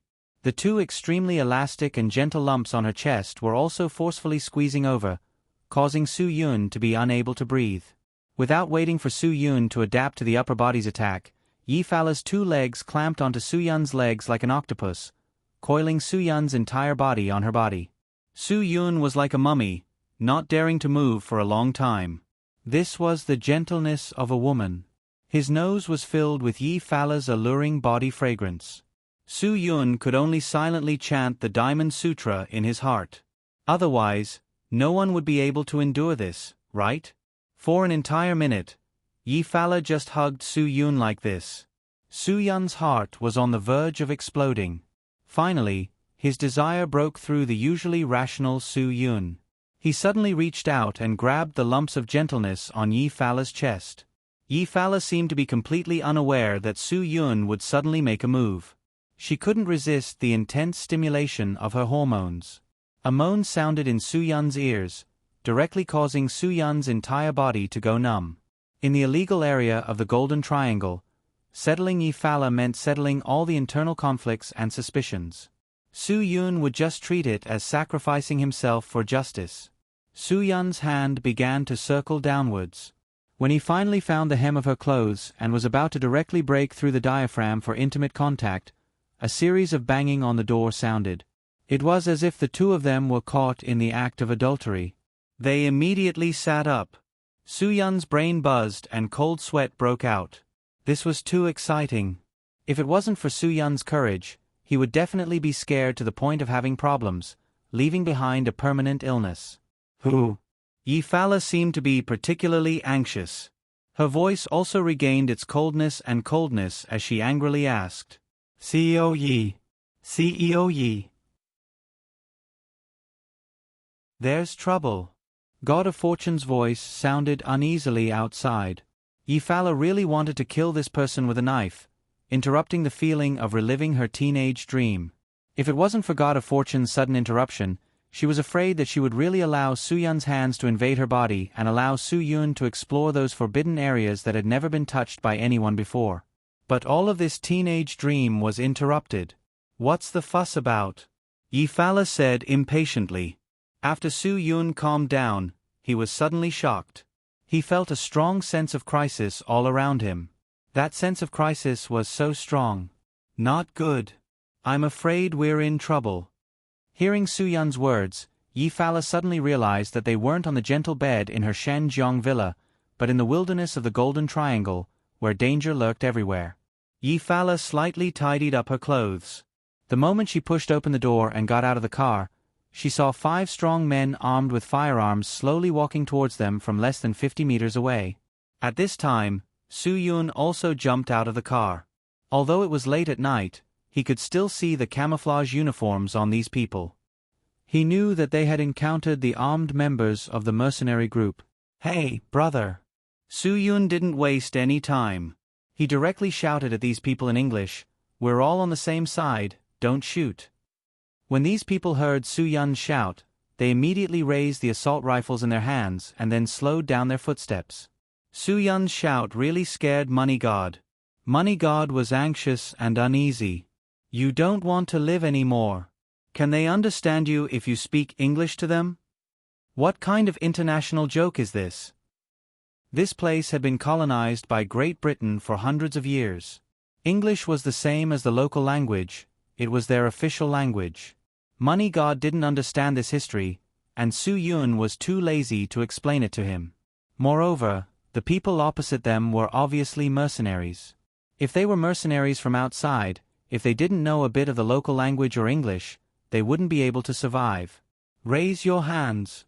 Among the few people who slowly walked over, one of them immediately issued a warning in English. This time, Money God was finally convinced. Su Yun signaled for them to cooperate and raise their hands. However, Madman obviously didn't intend to cooperate. He glared and shouted, "Raise your hands, doesn't that mean you're surrendering? I'm a man, why should I surrender? I'd rather die than surrender." Before Madman shouted again, the other side had already fired 2 bullets at the ground in front of Madman as a warning. Madman was speechless. He was really going to King shoot. He finally understood why the Golden Triangle was a forbidden area. In this place, one must always remind themselves that they were no longer in the mainland. Madman, they have guns in their hands. If they don't get close, it'll be difficult for us to deal with them. Su Yun whispered, "Listen to them. When they come to us, we'll have a chance." After Madman understood Su Yun's meaning, he immediately raised his hands high and shouted at the 5 people, "Raise your hands, raise your hands. Don't shoot. If there's anything, we can talk about it. If there's something, we can talk about it slowly." When the 5 armed men saw that all of them had raised their hands, they relaxed a little. However, they still held their guns and didn't put them down. When they slowly approached, Su Yun and the others saw that the 5 of them were a fair-skinned man with blue eyes, a dark-skinned man with triangular eyes, a bare-chested man with light brown skin, and 2 dark-skinned twins who looked exactly the same. Obviously, this was the kind of international mercenary group. They came from all over the world. Wherever there were benefits and wars, they would mingle there. They earned money from wars, and their trump card was their own life. "Where are you from? What do you do?" the bare-chested man with light brown skin asked in fluent English. Su Yun quickly adapted to his role as a negotiator. "We came from the mainland. The purpose of coming here is, of course, to buy better and purer goods. If we offend your base, we will leave immediately and will not continue to disturb you." The white man suddenly said, "You have offended us. You want to leave immediately? I'm afraid it's not that easy, right? I can pay you." Yefala's English was not bad. If the problem could be solved with money, it would not be a problem. She was indeed too careless this time. She always thought that she would be able to contact the people from Bar Chai after arriving at the Golden Triangle, so she didn't expect these troubles at all. As soon as Yefala opened her mouth, the gazes of the few people shifted to her.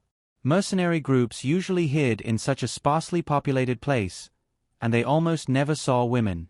For these hungry men, even if a woman who looked like a sow appeared, they would be excited for half a day, let alone a woman like Yefala, whose beauty was unparalleled in the entire Golden Triangle. After seeing the woman, the eyes of the 5 people flashed with a dazzling light. The dark-skinned man with triangular eyes blinked his mouth and said coldly, "Huaxia women are really delicious. They are prettier than our great Japanese empire." Japanese. Obviously, the triangular-eyed man's identity stimulated Su Yun.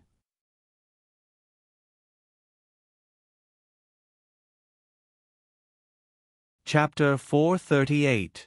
Yefala had seen a lot of men like this in her life, and they only made her feel nauseous. Yefala's face was full of haze.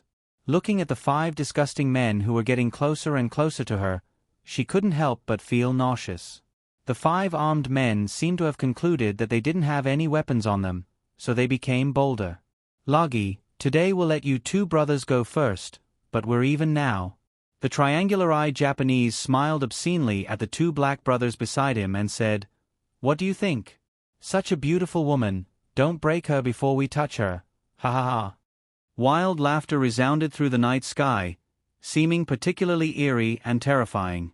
Because the other party spoke in English, Madman and Fortune God couldn't understand at all. They didn't feel anything and didn't know that they were flirting with Yefala. Otherwise, with Madman's temper, he would have already exploded. Su Yun stepped forward and blocked Yephra, who was trembling with anger, behind him. He tried to continue to communicate with them. Friends, it's better to avoid unnecessary trouble. We're also here to talk about business. We're all on the same side. Maybe our business partner is the boss who hired you. Don't let the flood rush to the Dragon King's temple and hurt your own people. The tan shirtless man heard this and felt that it made sense. His words seemed to carry more weight among these people. He stopped the white man who wanted to teach Su Yun a lesson and asked, "Then tell me, which boss do you want to talk business with?" If the person Su Yun was talking about was really their boss, perhaps the shirtless man would really stop these people from making a move. However, if Su Yun was wrong, then they probably wouldn't be so polite. After all, it was common for the forces in the Golden Triangle to fight. No one was willing to submit to another, so it wasn't rare for them to swallow the other party's customers. Su Yun naturally understood this, so he didn't dare to gamble. After all, there were too many forces in the Golden Triangle. Just the ones he knew were probably no less than 100 powerful forces. For this multiple-choice question, the probability of getting the right answer was really, really low. "We're here to trade with Bat Chai." Yephala suddenly opened his mouth and said, "I don't care if you are bot-sized people, but I'm warning you, if you dare to touch us, Bat Chai will not let you go." When the 5 of them heard Bar Kai's name, they sighed. But then, the white man seemed to think of something. "Impossible. If you're here to make a deal with Boss Bar Chai, why didn't Bar Chai arrange for someone to pick you up? Do you think we'll be fooled by a powerful boss? Humph, even if you are bot-sized guests, Bat Chai should know the rules. If you can't take your people away before nightfall, then don't blame us for being merciless." That's right, Pulia is right. It was already late at night. Anyone could touch a guest who had not been picked up. This was the rule of the Golden Triangle. The triangular-eyed Japanese dog seemed to be afraid of missing the fishy smell of a woman he had not seen for a long time. He hastily said, "Even if they are bot-sized guests, Bat Chai did not follow the rules, so they can't blame us. At most, they would just kill them to silence them." The pair of black twin brothers seemed to have no intention of stopping this matter. The few of them talked back and forth. Finally, the shirtless man seemed to have made up his mind. He said coldly, "Since you have already fallen into our hands, we only have one path for you to go. Leave the money and the woman, and I'll let you go." Although Madman didn't understand English, he still knew that the English word, money, meant money. He was a little agitated and shouted, "What did they say? What did they say? You want to extort money, right? Brother. You tell them, King want money, there's only one life." Seeing Madman's agitated look, the triangular-eyed Japanese dog once again raised the AK-47 in his hand and aimed at Madman. "Shut up." Although Madman was crazy and ruthless, in the face of a guy who could really penetrate his body with 2 shots, he still obediently shut his mouth. Speaking of which, these people's weapons and equipment were really outdated, at least in Su Yun's eyes. The Japanese dog was holding a worn-out AK-47, and the white man was holding an antique World War II Tegagariov light machine gun. Su Yun wondered where they picked up these things from. The Type 65 rifles in the 2 black men's hands were obviously outdated for a long time. The only weapon that was slightly more advanced should be the slightly modified Type 81 rifle in the hands of the shirtless man. Obviously, this mercenary group was definitely not a mercenary group that was presentable. Judging by their weapons, they were at the bottom of the 4th-rate armed forces in the Golden Triangle. The corner of Su Yun's mouth suddenly raised, and a wicked look flashed across his face. No one expected that Su Yun would actually shout, "Madman, I'll leave that white man to you. God of Fortune, you deal with this shirtless man."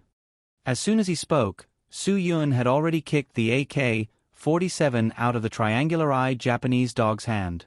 Before he could react, Su Yun had already kicked him in the face. The triangular-eyed Japanese bastard was kicked 360 degrees by Su Yun and fell to the ground. The moment Su Yun made his move, the other people on the other side turned pale with fright. The 2 black men immediately raised their rifles, but Su Yun bent down and grabbed 2 handfuls of mud from the muddy ground, and directly threw it at the two black men's faces. Now, their iconic big white teeth were no longer white in the dark. Upon receiving Su Yun's order, Madman didn't hesitate to pounce in front of the white man. His knees pressed down on the white man's shoulders, and he angrily slammed his palm on the white man's forehead. Madman's knees clamped tightly on the white man's head, and with a gotcha sound, he forcefully twisted his head 180 degrees. Money God, who didn't have any offensive power, didn't dare to face the shirtless brown-skinned man. Just as he was hesitating, the shirtless man had already raised the rifle in his hand and aimed at Su Yun's back. The moment he pulled the trigger, he suddenly felt a gust of cold wind from his lower body. Immediately after, the pain of his balls being torn apart made him realize that he should never underestimate a woman in his life. Yi Fala's swift and violent kick directly kicked the 9-meter-tall shirtless man to the ground. She also took the opportunity to snatch the rifle in his hand, raised it, and viciously smashed it on his temple. At this time, Madman, who had dealt with the white man, pounced forward and directly pressed the unconscious shirtless man's head into the mud. Su Yun took advantage of the fact that the two black men's eyes were covered by mud to lightly hook the guns in their hands, and let them directly aim the muzzles at each other's heads. In this situation where they couldn't see anything, their first reaction was to pull the trigger. At the same time, 2 gunshots rang out, and the 2 black men fell to the ground. Now, of the 5 armed mercenaries who were arrogant and despotic just now, only this Japanese bastard with a pair of vicious triangular eyes was left. The Japanese dog looked nervously at Su Yun. He crouched on the ground and crawled back little by little, constantly begging for mercy. "Don't kill me, I can give you anything, please let me go. I swear I will immediately get out of your sight, and you will never see me again. I beg you to let me go like a fart." What did he say? Madman, who didn't understand English, asked anxiously. Su Yun glanced at Madman and translated for him. "He said that we must not let him go. If we let him go, he will definitely find more accomplices, and we will die without a burial place." Madman was really angry when he heard Su Yun's words.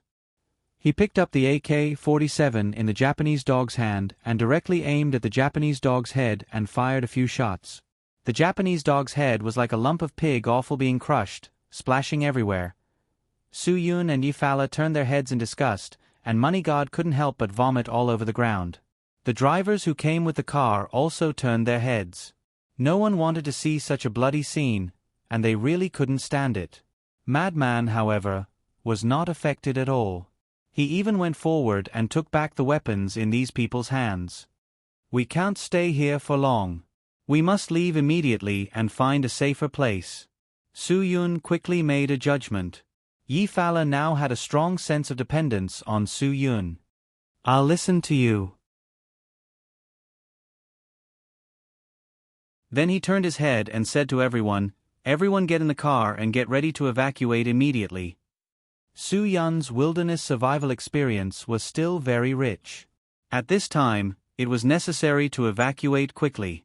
The gunshots would definitely attract people, and they had to leave before more armed mercenaries arrived.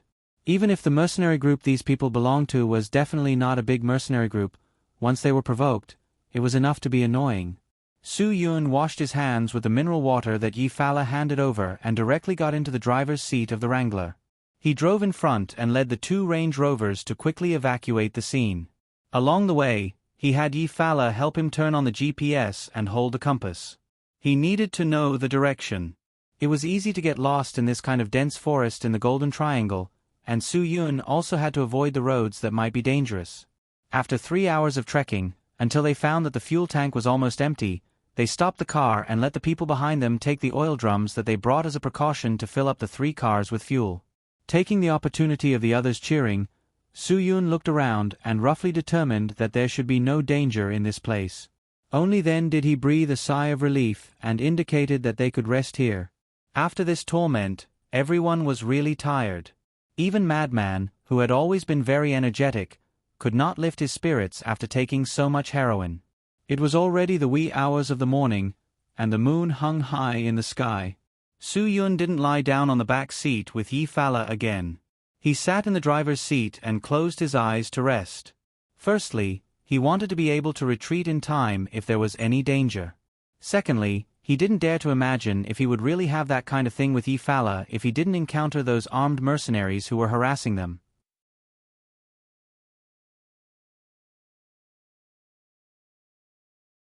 Chapter 439. Su Yun should really say thank you to the 5 dead armed mercenaries. At least they helped him avoid a romantic calamity. For Su Yun, a woman like Yi Fala was definitely not a romantic opportunity. Using the word calamity to describe it was the most appropriate. It seemed that if he had a romantic opportunity again in the future, Su Yun would really have to let nature take its course. Otherwise, he would really not be able to withstand the temptation in the future.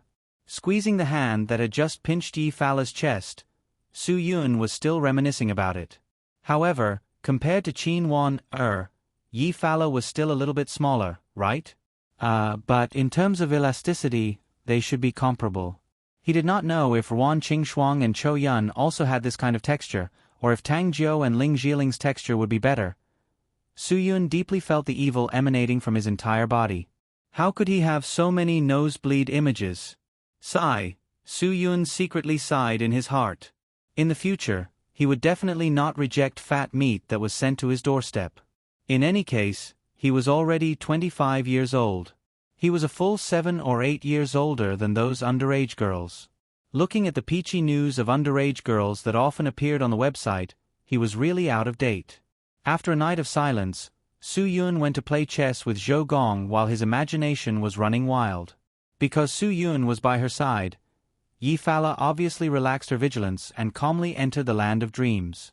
When she woke up the next day, even she herself could not believe that she could actually fall asleep.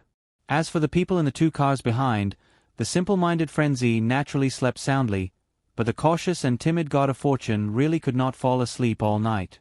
The morning sun in the Golden Triangle was much more dazzling than the northern city of Huaxia, so Su Yun should have been woken up by the sun. When he opened his eyes, Yi Fala was still sleeping soundly and had no intention of waking up at all. The continuous journey made everyone's mental state very tired. Once they really fell asleep, they would naturally be satisfied.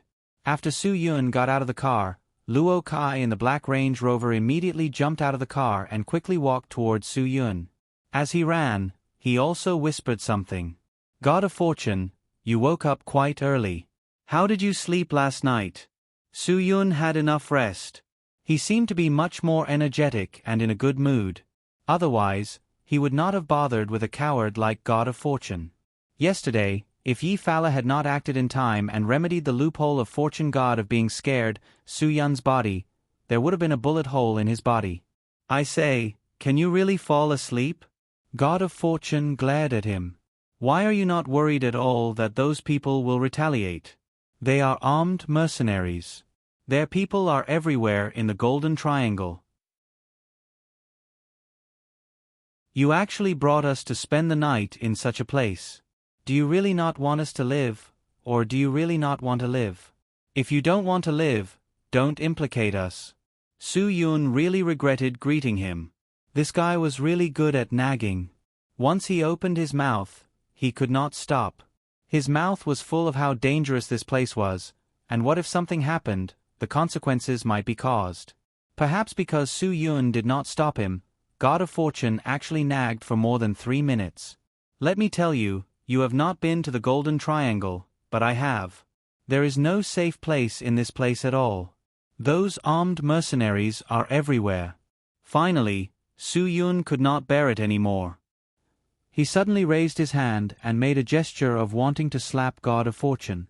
God of Fortune was so scared that he directly swallowed his unfinished words into his stomach. He staggered back a few steps. Seeing that Su Yun was just scaring him, he finally stopped. Su Yun put the raised hand on the back of his head and scratched his hair. He stared and asked, "Are you done?" God of Fortune was nervous and said cautiously, I'm done. There is nothing else you want to say, right? Su Yun confirmed again, if you have anything to say, you'd better say it all at once. Then shut your mouth obediently in the future. Seeing God of Fortune's sullen face, Su Yun looked up and said to himself, I hate the sparrows chirping in my ear early in the morning the most." After saying that, Su-yun raised his hand and waved. The small stone he picked up in his hand shot down a sparrow from the tree. With a whoosh, countless birds and beasts were startled and fled madly. God of Fortune swallowed a mouthful of saliva, thinking that the stone in Su-yun's hand was like a bullet. It was safer for him to obediently follow behind Yi-Fala. Yi-Fala was awakened by the conversation outside. She rubbed her hazy eyes and opened the car door to walk out. She looked up at the sun. Since they drove out of Shenzhen, it had been rainy all the way, including last night. It had been raining for many days since she saw the sun. Yi-Fala's mood was particularly excited. "What's wrong, Su-yun?" Yi-Fala tucked her messy long hair behind her ears. Her whole body exuded seductive hormones. "Nothing." Su-yun smiled slightly, just teaching the chirping sparrow a lesson. "Are you awake? Today's weather is good. It's good to rest a little more." Seeing that Yi-Fala was awake, God of Fortune hurriedly walked towards her. "Boss Yi, I think you should hurry up and contact Bar Chai. If we encounter some armed mercenaries again, wouldn't that be—" Cough cough. Su-yun suddenly cleared his throat, cutting off God of Fortune's words. Su-yun didn't like to jinx it at all, so he especially hated God of Fortune's messy words. Yi-Fala stretched her waist. "Okay, I know. Then let me wash up first." Women were particular. Yi-Fala brought small electronic tools like a face washer, so she didn't need much water to wash her face beautifully. After a little embellishment, the charming and moving Black Widow once again appeared proudly in front of everyone. At this time, Madman had also been awakened by God of Fortune's shouts. He slept very soundly and comfortably. After inhaling more than a gram of heroin, he entered a dreamland while floating in the air. Therefore, he felt very comfortable after this sleep. When he stretched, all the bones in his body creaked. It was so comfortable that Madman felt like he was floating in the air again. Yi-Fala used the satellite phone in the car to quickly contact Bar Chai and told him the latest geographical location. She also told him very seriously, "I will only wait for you for 2 hours, 10 o'clock sharp. If your people don't arrive, I will leave immediately. I am definitely not joking with you, boss Bar Chai." After Bar Chai guaranteed, he hung up the phone.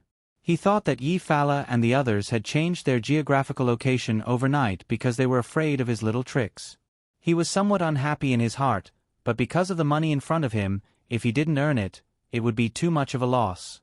He could only suppress the anger in his heart. Once he got the money, he wouldn't be so polite anymore. Yi-Fala had naturally thought of Bar Chai's thoughts. Therefore, she was very clear that if she were to discuss business with Bar Chai, she had to first tell him that she needed a long-term supply in the future.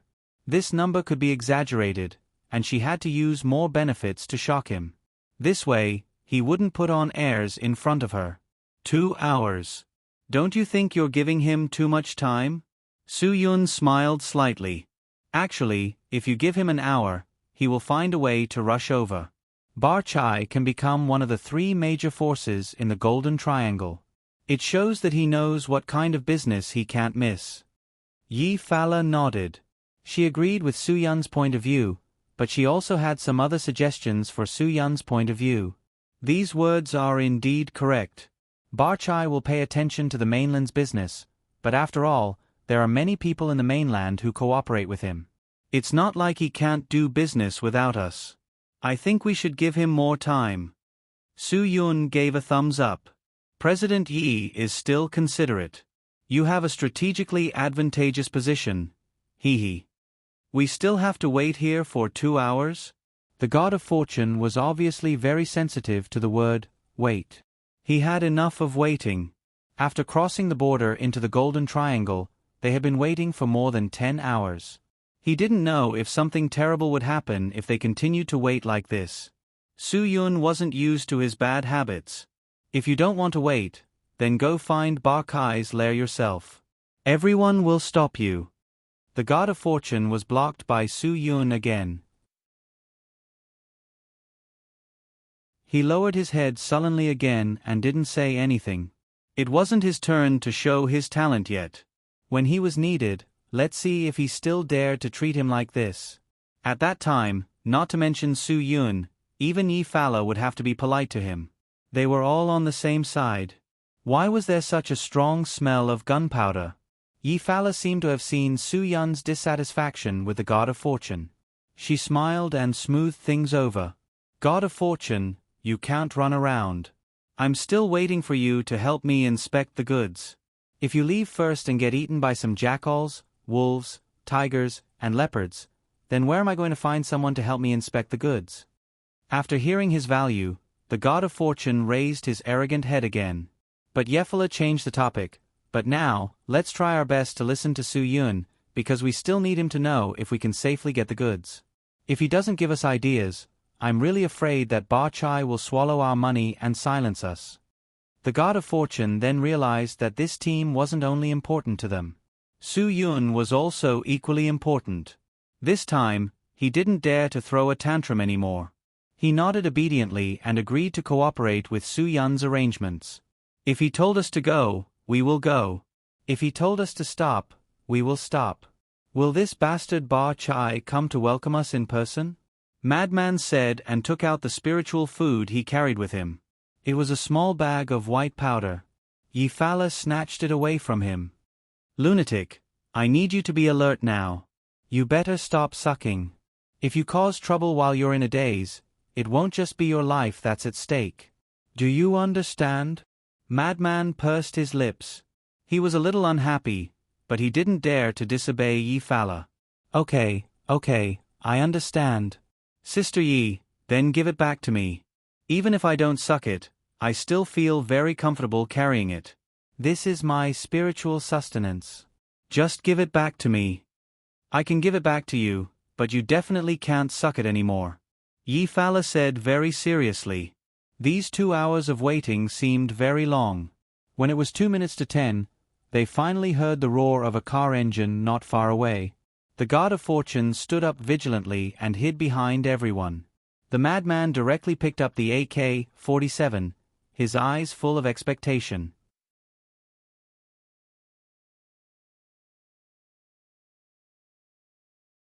Chapter 440. Even Su Yun, who had always easily dealt with all kinds of trouble, couldn't help but take out the Type 81 rifle he had bought from the black market from the crazy's car. This gun had strict requirements for the gap between the air guide hoop, the adjusting plug, and the piston. If the gap was too small, it wouldn't be flexible. If the gap was too big, it would affect the energy. Obviously, this kind of assembled Type 81 rifle wasn't easy to use at all. But at this time, he didn't have the right to be picky. It was good enough to have a gun to use. Seeing Su Yun take out a gun, Money God hurriedly went forward and picked up the most awesome-looking but actually the most antique Jegriov light machine gun. Su Yun really doubted that he knew how to shoot. Although Ifala was a woman, she was very calm when faced with things. She grabbed a Type 65 rifle and threw it to a driver, then grabbed another one for herself. Obviously, these drivers weren't masters that could be brought to the table. The timid ones were already weak in the knees. After all, they had experienced a great adventure yesterday. Who knew if they would provoke armed mercenaries that they couldn't handle this time? And this time, the other party came in a car. Who knew how many people there were? Soon, 2 off-road vehicles appeared in front of them. The cars weren't famous or luxurious cars, but the chassis was very high. In this kind of place, only off-road vehicles with high chassis could be used. This was why the 2 Range Rovers that were worth $2 million couldn't compare to the Wrangler Super Mini off-road that could be bought for $600,000. The other party saw that they were all equipped with weapons. 7 people got out of the car with weapons in their hands. Obviously, their equipment was much more advanced than what Su Yun had seized. There were assault rifles, submachine guns, shotguns, and all kinds of other things. Su Yun looked over and could tell that these people were definitely not from the same group as yesterday's people. The difference in equipment was too big. A dark-faced man suddenly shouted, "Hey, brother, we've met before. I'm Yadbong." As he spoke, he pointed to a charming woman beside him and said, "And this is Piawa. We are Boss Barkai's men. We are here to pick you up." Su Yun took a closer look. This person was the dark-faced man who had made the deal with them at Shenzhong's unfinished building. As for that flirtatious woman, she was Yao, who had grown up eating hormones. Phew! Su Yun finally heaved a sigh of relief. The people from Ba Chai had finally arrived.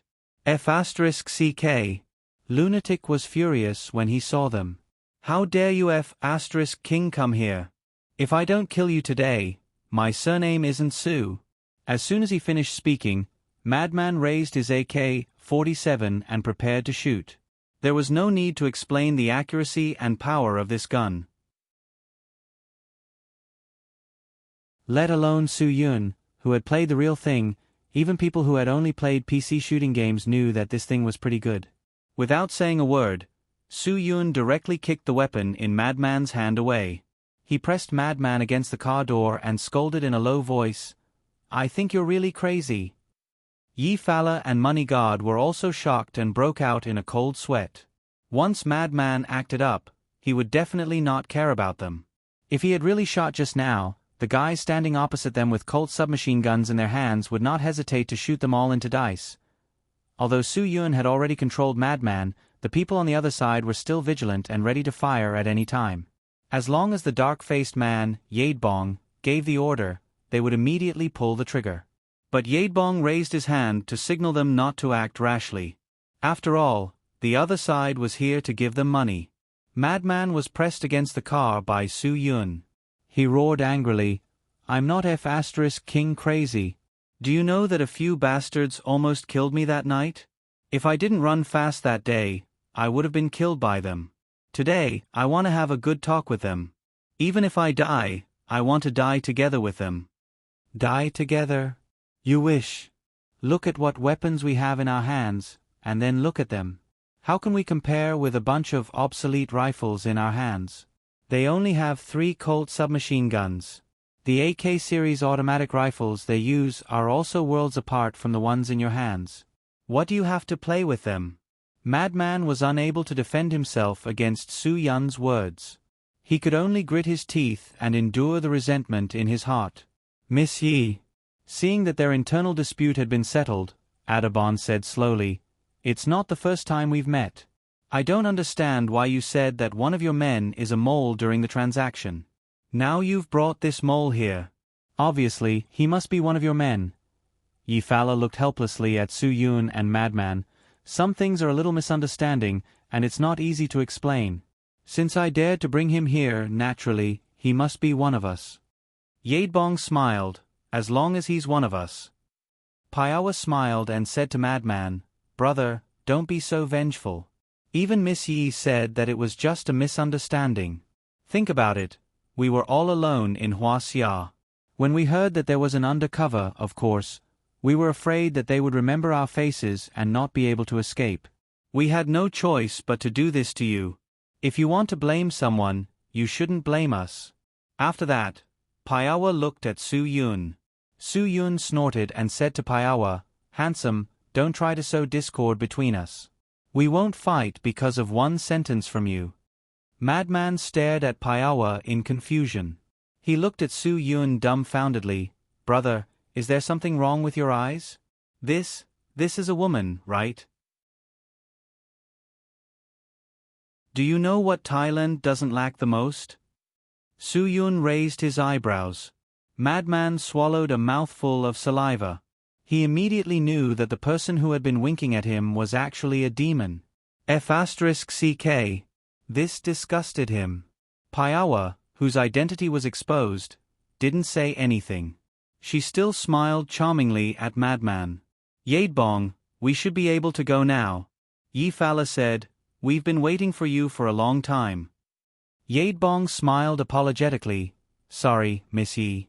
You should know by looking at our car that it wasn't easy for us yesterday. The car really got stuck in the mud. We can be on our way right now, but you have to let me know if you've brought enough money with you. The boss said that if you don't have enough sincerity, we won't take you there." Yi Fala sneered. Ba Chai was indeed a ruthless person. If they didn't bring enough money, this group of people would probably kill them directly. Fortunately, Yi Fala knew Ba Chai. She knew that he was a very honest person and didn't like people to play too many complicated tricks with him, so she didn't bring less money. Yifala waved her hand. Madman and God of Fortune opened all 3 suitcases of US dollars for Yadebong to see personally. This should be enough, right? Yifala said, I'm running out of patience.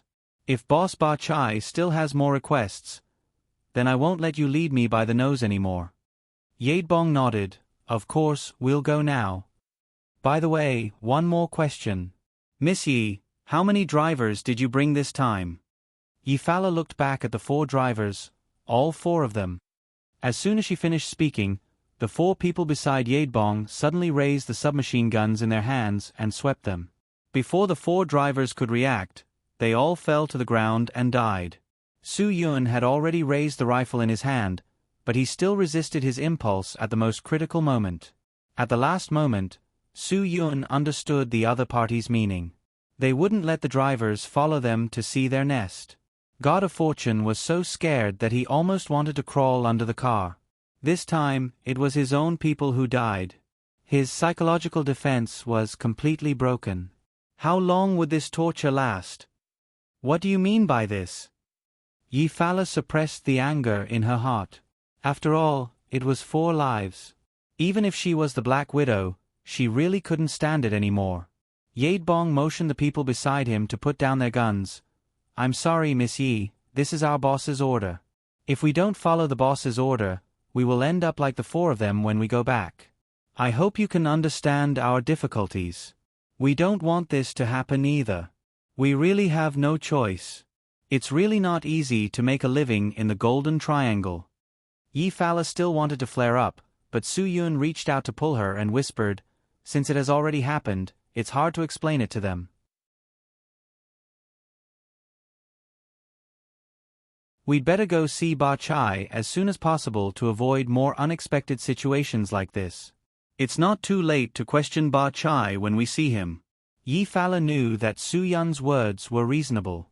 She suppressed the anger in her heart. On the ground of the Golden Triangle, countless people died every day. Yifala silently prayed for the dead people in her heart.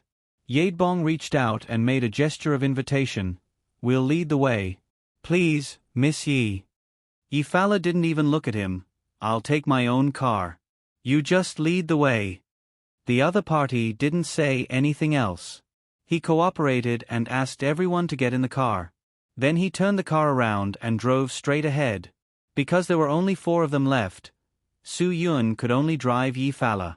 Madman and Money God each drove a car behind them. Yifala was afraid that Money God was timid and couldn't bear the pressure, so she let him follow her and Su Yun's car, and let Madman take the rear. A group of people, 5 cars, drove vigorously to the depths of the Golden Triangle. Even if Su Yun was temporarily acting as the driver, he still ate pistachios. Since Su Yun crossed the border, he rarely stopped eating on the road. This was the only thing he carried with him when he left Shenzhen in a hurry. As Su Yun ate, he spat out the white hard shell out of the car. This kind of quality was obviously not associated with Su Yun, but he still enjoyed it. He ate and spat out pistachio shells along the way. Yifala was only thinking about how to deal with Ba Chai. She didn't see these things at all. She didn't know what other tests Ba Chai would give them, but she was already sure that if Ba Chai continued to play, it basically meant that he didn't have any sincerity to talk business with them. If that was the case, would they really lose the 16.5 million US dollars? After all, it was equivalent to 100 million renminbi. No matter who it was, they would feel unwilling to just throw it away.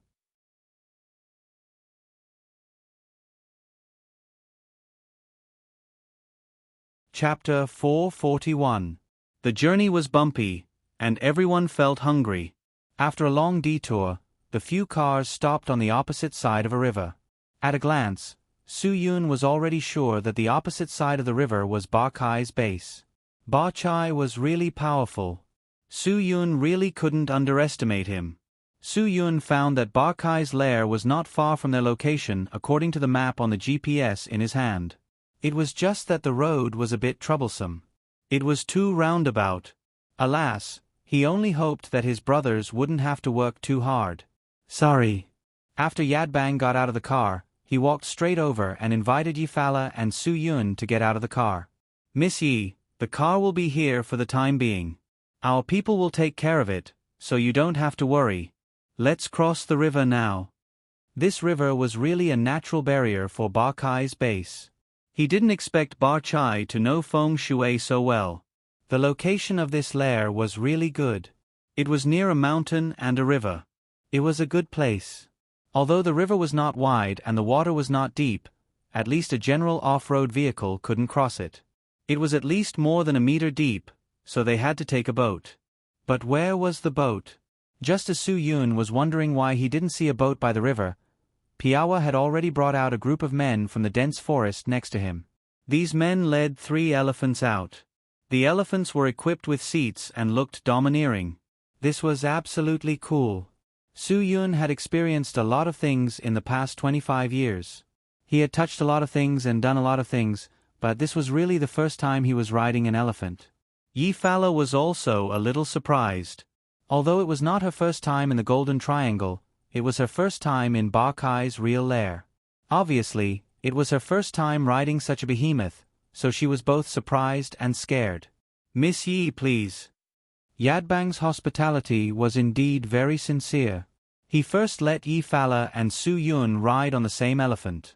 Su Yun carried 3 boxes of dollars and directly mounted the elephant. Then, he pulled Yifala up. Audebang arranged for the madman and the god of fortune to ride on the same elephant.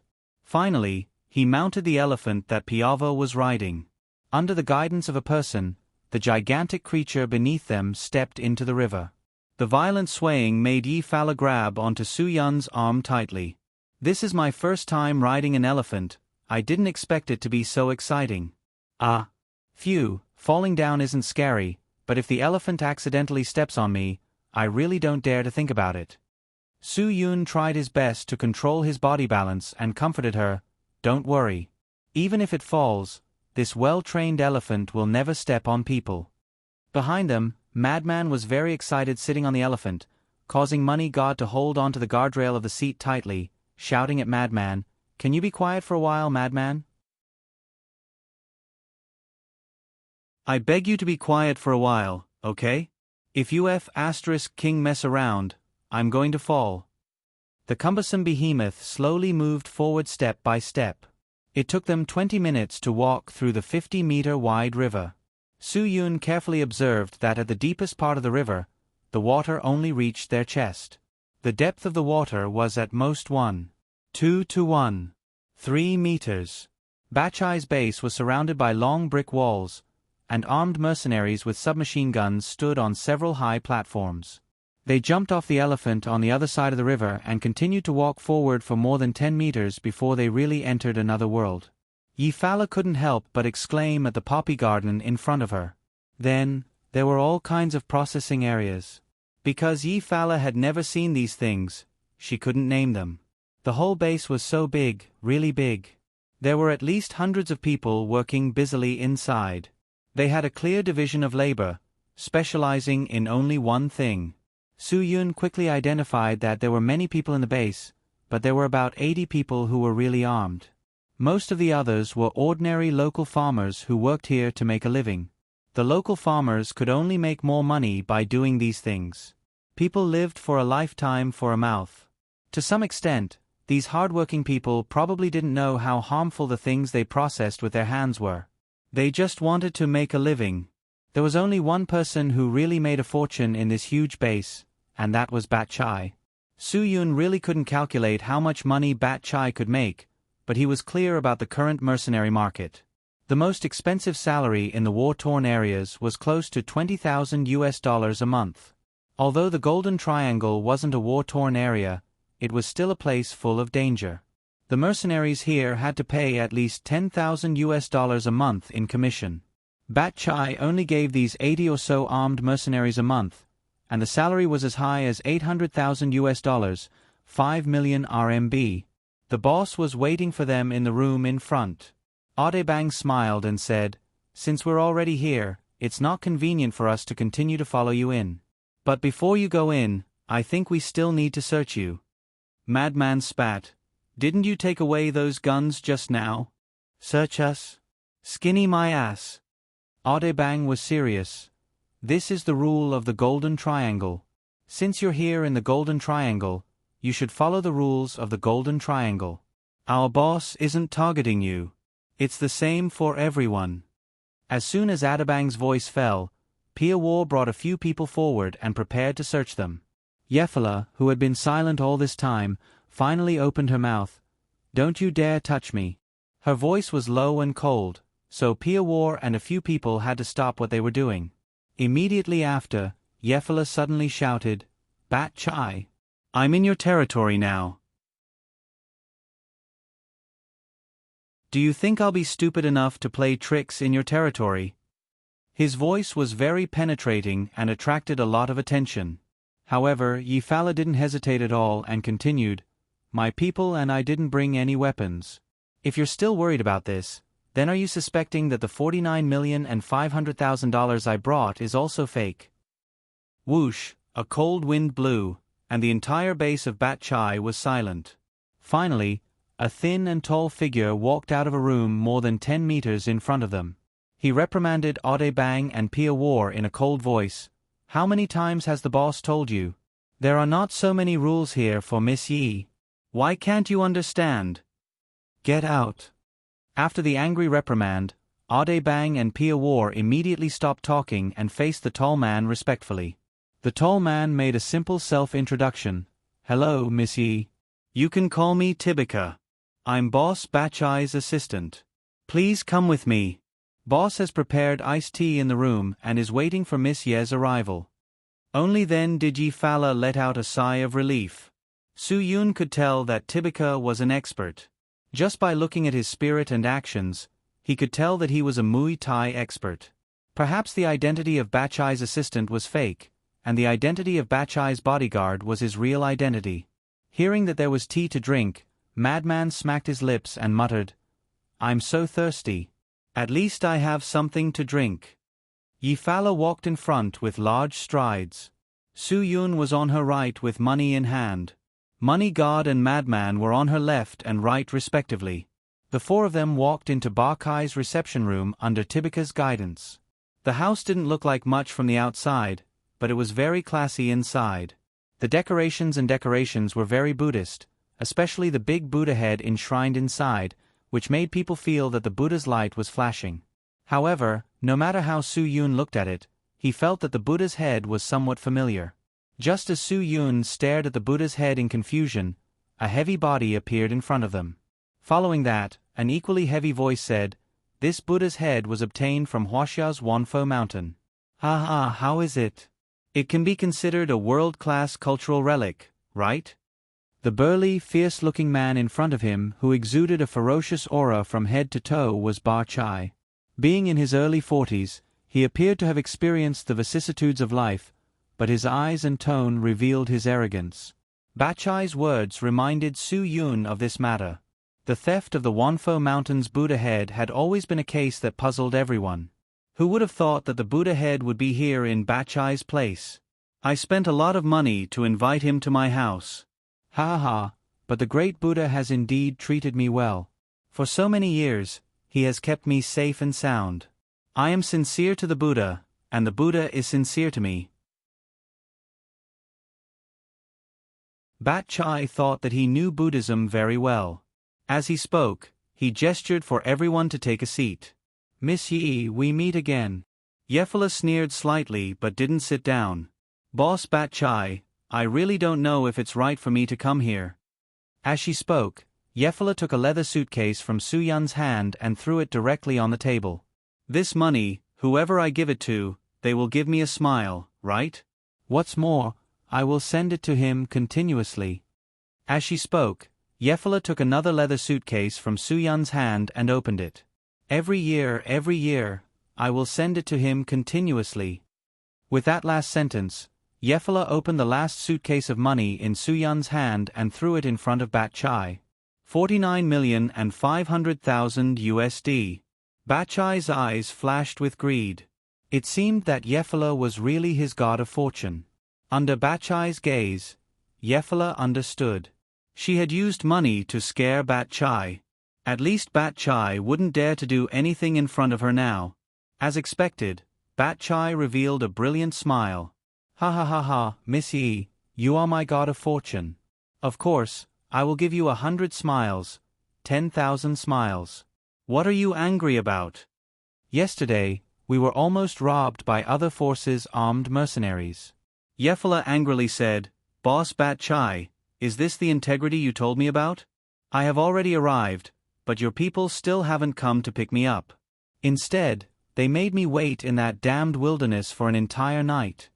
Some women didn't look good at all when they were angry, but Yefala was absolutely beautiful when she was angry. This was really strange. Or rather, she was a woman suitable to be a bad woman.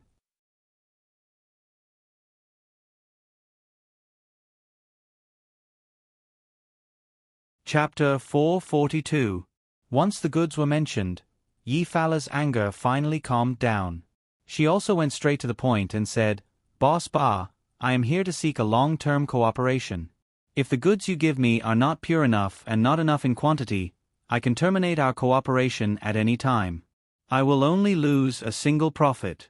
As for who will lose the most profit in the end, I think Boss Ba is a smart person. You should be able to tell at a glance. Miss Yi is intelligent and far-sighted. This is not the first time I have experienced it. Ha ha, you can rest assured on this point. As long as we establish a long-term cooperation, I will naturally not treat my business partner unfairly. Ba Chai smiled slightly and said, Miss Yi has already accepted the money before seeing the goods. Just this bit of courage really makes me prostrate myself in admiration. At this time, Yi Fala knew that there was no point in holding on to the money. If they wanted to swallow the money, even if they let you see the goods, they could still swallow you. If Ba Chai was honest, it would be better to just give him the money directly. It could be considered giving him face and letting him feel her trust in him. Where are the goods? Madman was already somewhat impatient. He had already drank the iced tea in his cup in one gulp and said, We want to see the goods now. No. However, Yefala stopped him. Boss Ba, I don't want to see the goods. I want to see your ability. How many goods can you produce every year? Can you guarantee my supply? This is what I'm most concerned about. I am a loyal person. I don't want to get my goods from two companies. At that time, if there is a difference between the goods, I won't be able to explain it to my big customers in the country. These words made Ba Chai burst with joy. Ha ha ha, good good good. With Miss Ye's words, I can rest assured. I can immediately arrange for Miss Yi to visit my poppy field and my production line. I can also tell Miss Yi in detail about the production process of heroin. As long as Miss Yi wants to know, I can tell you. However, before this, Miss Yi has to promise me one thing. Yi Fala frowned slightly. Say it. As long as it is a reasonable request, I can agree to it. Yi Fala said this because he was afraid that Ba Chai was up to something again. Ba Chai's gaze suddenly swept towards Su Yun, coldly sizing up Su Yun for over 10 minutes. Before that, I would like to invite Miss Yi to introduce this brother of yours to me. Seeing Ba Chai's unfriendly gaze, Yefala was a little disgusted. She didn't know what tricks Ba Chai was trying to play, but she really wasn't interested in playing with him. Boss Ba Chai, you just need to know that he's one of my people, just like how I won't ask you to introduce Tibia. Ba Chai's eyes narrowed into a line. But this is my territory. If I smell danger, then I will definitely investigate to the end. Regardless of whether this person is Miss Ye's man or not, I want to know his identity and background. When Ba Chai raised his voice, Yedaban suddenly led a group of people and barged in. They all raised the weapons in their hands and aimed at Su Yun. Although Su Yun didn't say a word throughout the entire process and didn't have any expression, only he knew what he was feeling in his heart at this moment. Anyone who encountered such a situation would probably regret playing around. Ba Chai, what are you trying to do? Yi Fala was furious. Your men have already killed 4 of my drivers, and now you want to make a move on my people.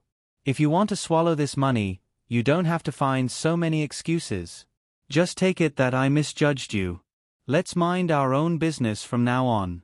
I guarantee that you'll lose mountains of gold for this little bit of money." Ba Chai was very calm. "Miss Yi, don't be angry. I just want to do business with you. That's why I asked you if you know this person's background." Without waiting for Yi Fala to speak, Su Yun had already introduced himself. "My name is Su Yun. I didn't follow Boss Yi for long. I was in the army before, but I was expelled." Ba Chai stared coldly at Su Yun. "Su Yun, a good name. But I hope you understand that I'm not asking you now. I'm asking Miss Yi and your boss. When I'm talking to your boss, I'm afraid you don't have the right to interrupt, right?" Yedabon stepped forward and smashed Su Yun's back with the butt of his gun. "You don't have the right to speak in front of the boss. Squat down. F***ck. With my bad temper, I don't believe it." Madman suddenly stepped forward and strangled Yedabon's neck. "You're F***king here to find trouble, right? If you dare to fight with my brother, I'll cripple you today." Seeing that a few guns were aimed at Madman, Yi Fala shouted, "Shut up." Ba Chai also waved his hand at Yedabon, indicating that they only needed to watch. There was no need to make a move so early. If they wanted to make a move, he would definitely signal them. "Boss Ba, what do you mean?" Yi Fala said, "Did you forget what you said about integrity?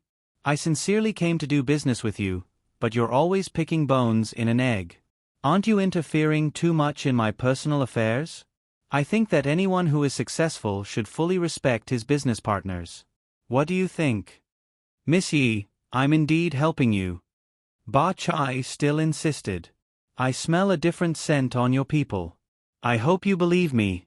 I've been in the Golden Triangle since I was 8 years old. It's been 38 years now. I've seen too many people, and I'm familiar with the scent on every kind of person." Yi Fala said vigilantly, "What do you mean? Don't beat around the bush, okay? If you can't tell me the origin of your people, I can only go against Miss Ye's wishes and be ruthless to your people."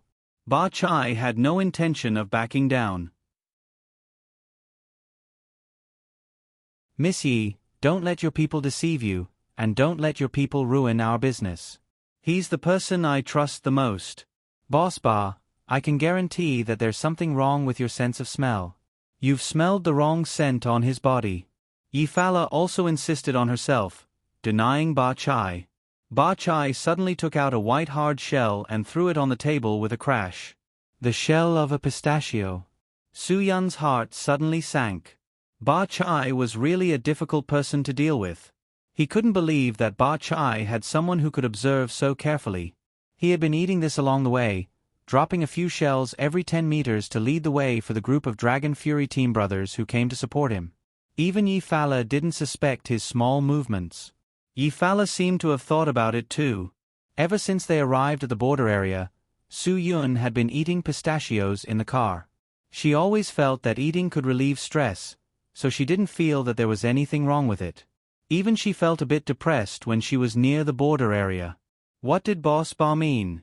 Madman was even more confused. "If you're treating us to nuts, you can't just take the skin, right?" Yi Fala glared at Madman. "Shut up." Madman sat down obediently. Seeing that the iced tea in front of Money God wasn't drinking, he directly reached out and snatched it, gulping it down into his stomach. Yi Fala's attitude had already changed. Ba Chai smiled slightly and said to Su Yun, "Brother, can you explain to me why ever since I arranged for people to follow you at the border, along the way, basically every 5 or 6 meters, they could pick up several pistachio shells?" Yedabon told me that after he picked you up, he saw you eating while driving, but you still didn't forget to throw a few pistachio shells every 5 or 6 meters. I want to know, who are you leaving a mark for? Although he was exposed, Su Yun didn't make any big movements. He knew that no matter how powerful he was, he couldn't hide from 80 armed mercenaries. They all had weapons in their hands, and each one of them had climbed out from a pile of corpses. They definitely weren't easy to deal with. "Boss Ba, I don't understand what you're saying." Su Yun shook his head and shrugged helplessly. "Is it wrong for me to like to eat pistachios?" Ba Chai quite admired Su Yun's courage. Even now, he could still stand face to face with him so calmly. He definitely wasn't an ordinary person. Ha ha ha ha. That's right, of course that's right. But leaving a mark is really a big mistake. Tibian stood up behind Ba Chai. After you entered the border, I have been following you. Boss won't let anything go wrong. That's why he got the position he has today. Miss Yi, please believe that our boss's eyes won't be wrong. For some people, the more you believe, the deeper they will deceive you. You've been blinded by trust. Yi Fala looked at Su Yun in disbelief. Her eyes were filled with doubt. How she hoped that Su Yun could explain this matter clearly. She definitely didn't want this matter to be true. How could Su Yun lie to her? But she had no choice but to believe Ba Chai's words. Su Yun, explain. I want to hear your explanation. Yi Fala used her eyes to interrogate Su Yun. But now, Su Yun also knew that he was in big trouble. I have nothing to explain. I said that I didn't do it on purpose. If you believe me, then believe me. If you don't believe me, then I can't do anything about it. How can I believe you with this kind of explanation? Yi Fala was anxious. She was furious because she couldn't find a reason to believe Su Yun. Su Yun was too calm. He could still be so calm in this kind of situation. She really didn't know if she should continue to believe him. She didn't dare to believe him. Ba Chai sneered at the few of them. He thought to himself, women are women. Once they're bewitched by a gigolo, they can do anything. Lunatic still couldn't understand. How did Su Yun become an enemy in the blink of an eye? Ba Chai said it as if he wanted to kill them all. How was this possible? Money God, on the other hand, felt much better. He had always disliked Su Yun. Now that he saw Su Yun reduced to such a state, he was naturally overjoyed. Su Yun, give me a reason now. Give me a reason that makes you worthy of my trust. Yi Fala still refused to believe.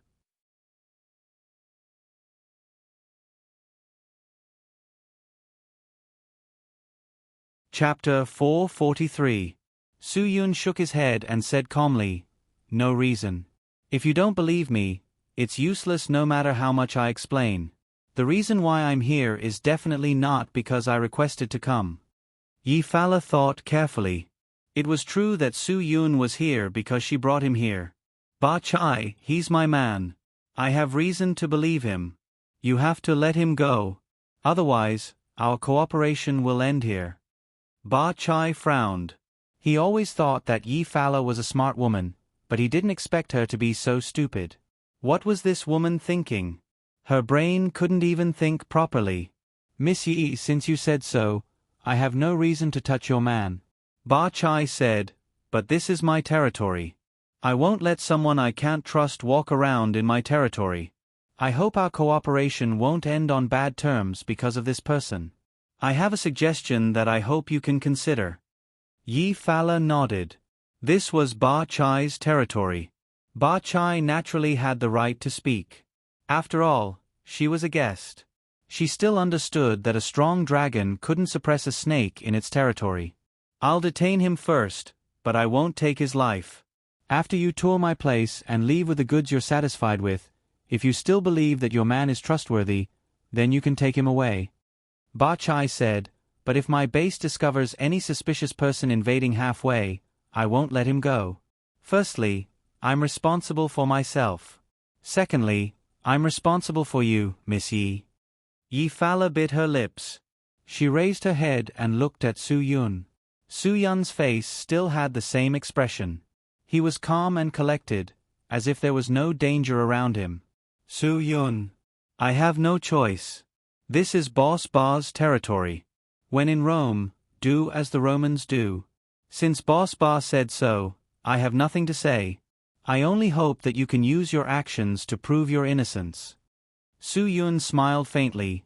The innocent knows that they are innocent. Ba Chai ordered, take him away. I want to bring Miss Yi for a tour. You guys go down and arrange for all the reception staff. Let Miss Yi know why our goods are better and purer. Our customers will like it even more. Ha ha ha ha, I want to establish the biggest cooperation with Miss Yi. Seeing Su Yun being taken away by Bar Kai's men with guns pointed at his head, Yi Fala didn't say anything else. She could only pray that everything was arranged by Bar Chai on purpose. Just as Su Yun was about to be taken out of the door, Yi Fala suddenly stood up and said, "Wait a minute. He was the only one among us who could understand your language. If I didn't have him, how would I know what you were talking about behind my back? Boss Ba, it's not that I don't trust you, but you should be more careful when you're outside. I promise that my people will always speak Hua Xia's language in front of Miss Yi." Bakai said confidently, "The most we do is to deal with Hua Xia guests. Your language is our language. Miss Yi should believe in this." Yi Fala no longer had any reason, and Su Yun could only be taken away under their gazes. Bar Chai definitely attached enough importance to Su Yun. Along the way, there were 8 people holding him down. Very quickly, Su Yun saw the place where he was going to stay. After pushing open the simple wooden house, Su Yun understood how vicious Bar Chai was. He actually prepared a water prison for him. He really thought too highly of him. With a crash, the person in charge of guarding Su Yun bent over and opened the iron chain of the water prison cover, lifting the cover firmly. This water prison was made of pure steel. It was estimated that anyone who was locked in this water prison would have a hard time getting out. Although the resistance of the water was gentle, it was also terrifying. A person's ability in the water would be reduced by more than 80%. The reason was very simple. The world record for the 100-meter dash was 9.7 seconds, while the world record for the 100-meter freestyle was 47 seconds. The difference was almost 5 times. This could completely prove how great the resistance of the water was. "Go in." The water prison door opened, and Su Yun's back was immediately pushed by someone. To be honest, at this moment, Su Yun really had the intention to resist. This was because he couldn't think of a way to escape from this water prison. Once he entered, if he really couldn't get out, Bar Chai only needed to say a word and he would be shot to death by these damned idiots. This was gambling with his life. No matter what the probability was, if Su Yun turned hostile at this moment, his chances of survival would be much higher than being locked in this damned water prison. But if he were to turn hostile now, Su Yun's chances of victory would still be pitifully low. Without any helpers, he had to get rid of 80 armed mercenaries. This was definitely more difficult than fighting 2 super experts. Su Yun would probably still lose. Gotcha. The sound of a bullet being loaded could be heard from behind Su Yun, followed by an angry shout. "Hurry up and get down. Don't play any tricks." In the end, Su Yun still chose to jump into the water prison. This was because he still had a belief.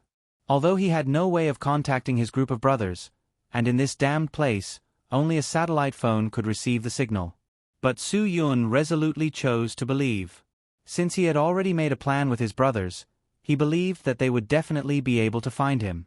Although the plan had gone wrong, although the pistachio shells he left behind as a mark were all cleaned up by Bar Kai's men, Su Yun still believed that they would have a way. This trust sounded ridiculous, but Su Yun chose to believe without hesitation. This kind of trust would only be built on brothers who had gone through life and death together. Plop. The cold water of the water prison made Su Yun's entire body shiver. But he quickly circulated the qi in his body to resist the invasion of the cold. This was also a test for Su Yun. The cold was the best test for a cultivator's qi. Su Yun didn't have a chance, but now wasn't the opportunity presented itself? With such a positive attitude, any difficulty would be nothing to him. Wasn't there someone? 5 words floated across the sky. "This is nothing." Bar Chai arranged a sumptuous lunch to entertain Yi Fala. Then he brought Yi Fala, Madman, and God of Fortune to tour his boundless poppy garden and his most modern refining equipment. Everything shocked Yi Fala. After Madman enjoyed the highest quality purity powder Bar Chai gave him, he suddenly realized that the powder he inhaled before was simply rubbish. God of Fortune was also deeply moved. Bar Kai's goods were definitely not something he could refine from those rubbish goods. When these goods were brought back, even if they were mixed with other things, they could still be sold for a good price. The afternoon passed very quickly. Because Yi Fala had ordered 800 kilograms of goods this time, it would take an entire night to package them. After all, they couldn't brazenly transport them back after returning to Huaxia. They had to find many people to send them to Shenzhen in many batches. Therefore, packaging was a very important matter. After Bar Chai and Madman tested the purity of all the goods and weighed the total quantity, Bar Chai ordered people to start inspecting the goods. During this process, Yi Fala could arrange for people to stay here. However, Yi Fala didn't do so. It wasn't that she trusted Bar Chai that much, but that she always felt like she was in Chow Chow's camp while her heart was elsewhere. She was worried about Su Yun. After all, Su Yun didn't even eat lunch. Bar Chai made the banquet even more grand. There was good wine and good food to celebrate the success of his business. In the end, he was dead drunk. He didn't know how powerful the women of Huaxia were. They usually didn't drink, but once a woman dared to compete with a man in drinking, she would definitely be someone who wouldn't get drunk from 3 to 5 kilograms. Night fell very quickly. This day was also the fastest day Yi Fala and the others had spent since leaving Shenzhen. However, Su Yun didn't think so. After a few hours, he discovered that the qi in his body wasn't strong enough. Just resisting the cold cellar water already made him feel a little strenuous. It seemed like his rapid breakthrough was definitely related to Guagua. Although his strength had increased, his qi hadn't reached that level. This was indeed a fatal flaw. Obviously, if he wanted to rely purely on Guagua to increase his strength, it wouldn't be harmful for low-level experts. However, if he really reached the level of a super expert, if he still wanted to use this kind of opportunistic method, there would be a certain degree of danger. The moon hung high in the night sky.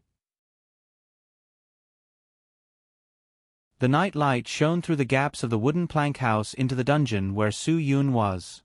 In the darkness, Su Yun's hearing and sense of smell became sharper than usual. The footsteps from 100 meters away broke the slender branches on the ground. As they got closer, Su Yun's mood began to surge. The two people responsible for watching over Su Yun were already leaning against the wooden plank house and dozing off. No one would believe that someone would dare to barge into Ba Kai's territory in the middle of the night. If they wanted to come to this water dungeon, they had to go through several obstacles outside. Therefore, the two people responsible for watching over Su Yun were very relaxed and didn't take this matter seriously at all. Facts had proven that mercenaries in a place like the Golden Triangle couldn't let their guard down at any time. The Golden Triangle seemed to be much safer than the war-torn areas, but if something really happened, it wasn't something that could be solved by luck and believing in God. 2 black shadows flashed past. The 2 guards didn't even have time to open their eyes before their necks were broken.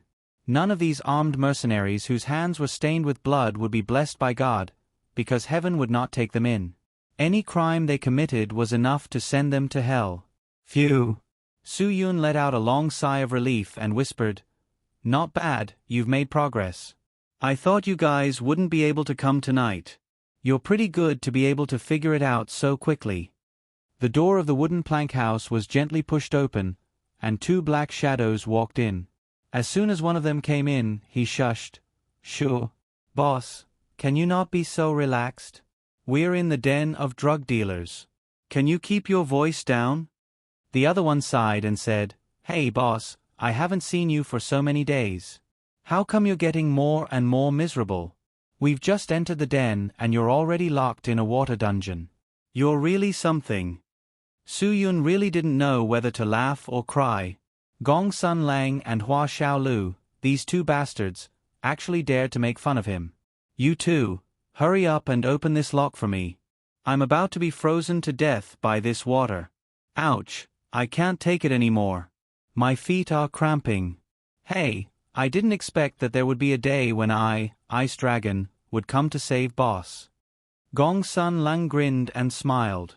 He carefully turned on the tactical flashlight and used his hand to protect the flashlight.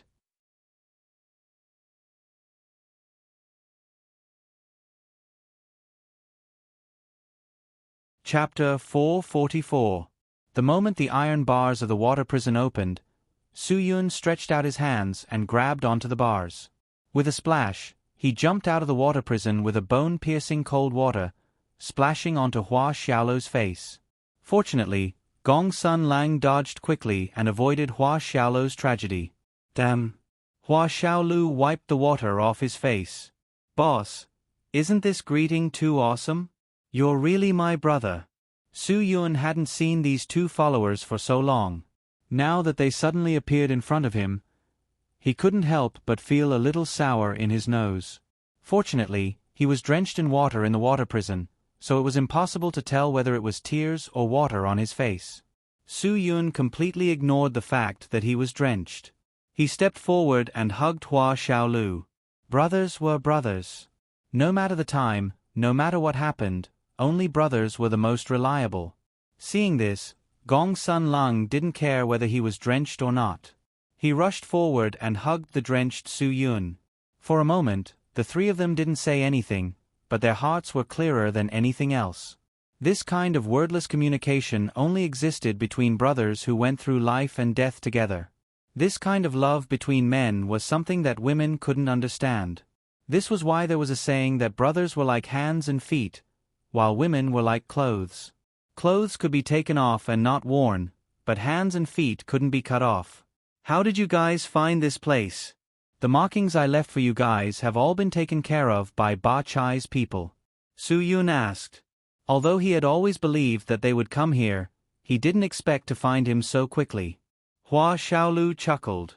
Boss, you forgot. My nose has been sharp since I was young. Even if you hid the braised pork ribs in the corner of our barracks, I would still be able to smell it. I've loved to eat pistachios since I was young. I won't forget the taste even in my next life. So even if the shells you threw were taken away by the people from Bat Chai, I can still smell it in the soil. Thank God for giving me such a sunny day. Otherwise, I really don't know if I can handle it. Gong Sun sneered and said, Fortunately, we agreed on the coordinates to cross the border. Otherwise, the Tyrannosaurus would probably smell the whole border. Haha. Just as the three of them were being pretentious, the wooden door was pushed open again. However, none of them reacted because the footsteps were too familiar. F*CK, are you kidding me? Boss, what are you playing with here? Chen Feng's mouth was quite sarcastic. It's so mushy. It's so passionate. Do you want me to join in? Everyone will have more fun with more people around. I want a hug too. Fan Shuanger also came in with Chen Feng. When she heard Chen Feng's flirtatious words, she felt disgusted. You are really shameless. Who are you scolding? Chen Feng glared at her. Hearing Fan Shuanger's voice, Su Yun pushed Hua Xiaolu and Gong Sun Lang away. He stared at Chen Feng and asked, Why did you bring her here? Are you okay? Do you think I asked you to come here for a honeymoon or a vacation? I asked you to come here to die for me. Why did you bring her here? Chen Feng blinked his big eyes innocently. Boss, I'm innocent. I swear I never thought of bringing her here, but she insisted on coming with me. She said we were partners, so she had to come with me. I had no choice. I almost knelt down in front of her, but she said that if we didn't sneak out with her, she would tell Ying Long that we wanted to sneak out. I had no choice. When Fan Shuanger heard Su Yun's unwelcoming tone, she was annoyed. Yen Long, what do you mean? I came to help you with good intentions. It's okay if you don't appreciate it, but you don't have to say these words in front of me, right? You are a woman. Su Yun didn't feel that he was wrong at all. He said resolutely, This is the Golden Triangle. What's wrong with being a woman?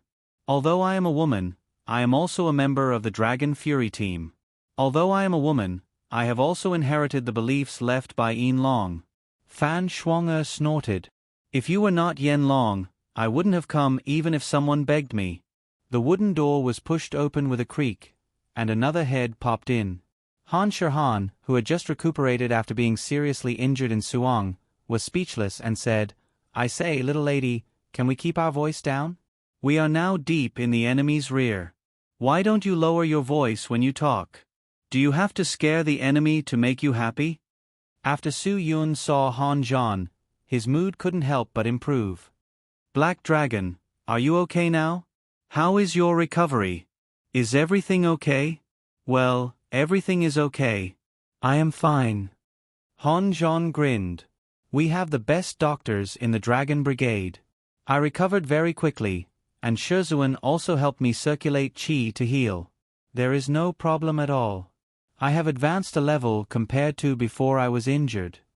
Brothers who hadn't seen each other for so long naturally had a lot to say, but this was indeed not the place to talk.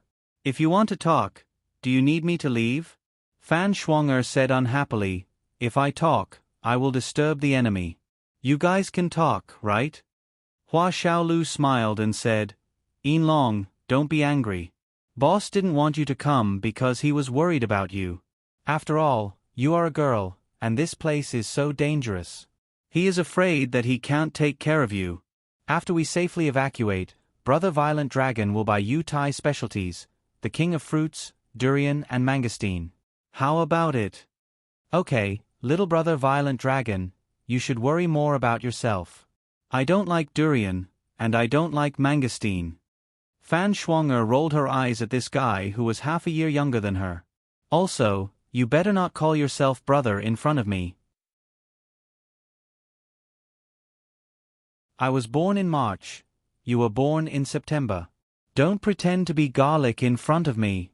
Hua Xiaolu's nose was covered in dust, and he didn't say anything else. Silver Dragon's temper was really not to be trifled with.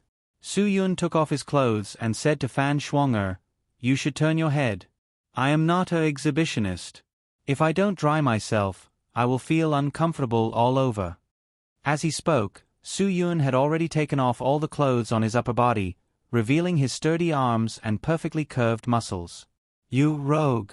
Fan Shuang'er hurriedly turned her head before she finished speaking, because Su Yun had already started to take off his pants without hesitation. She didn't dare to imagine how she would feel if a naked man came into her eyes. Although Fan Shuang'er had turned her head away, she could still hear Azure Dragon, Black Dragon, Ice Dragon, and T-Rex discussing among themselves. Io, boss, your figure is getting better and better. You have maintained it well. I thought you would gain weight after leaving the army. Ha ha ha, boss. Let us see if you are still a virgin.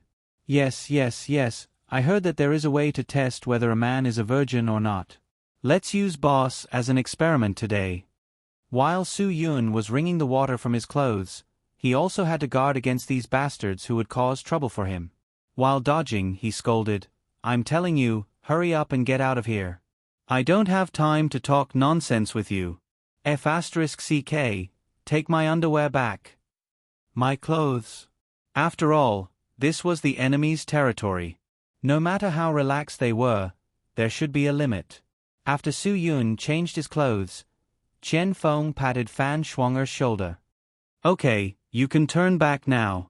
Why do you have to be so reserved? If I were you, I would definitely turn back and take a peek.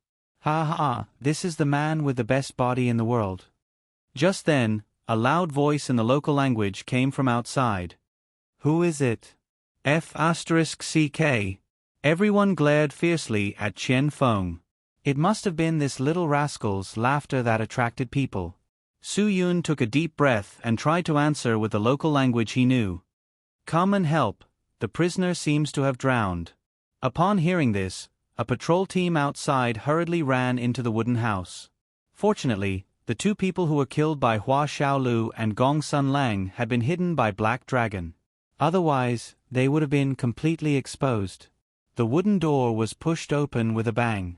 The 5-man patrol team rushed in. Before they could react to the situation, Su Yun made a hand gesture. Black Dragon, Green Dragon, Silver Dragon, Ice Dragon, and Tyrannosaurus were all killed one by one.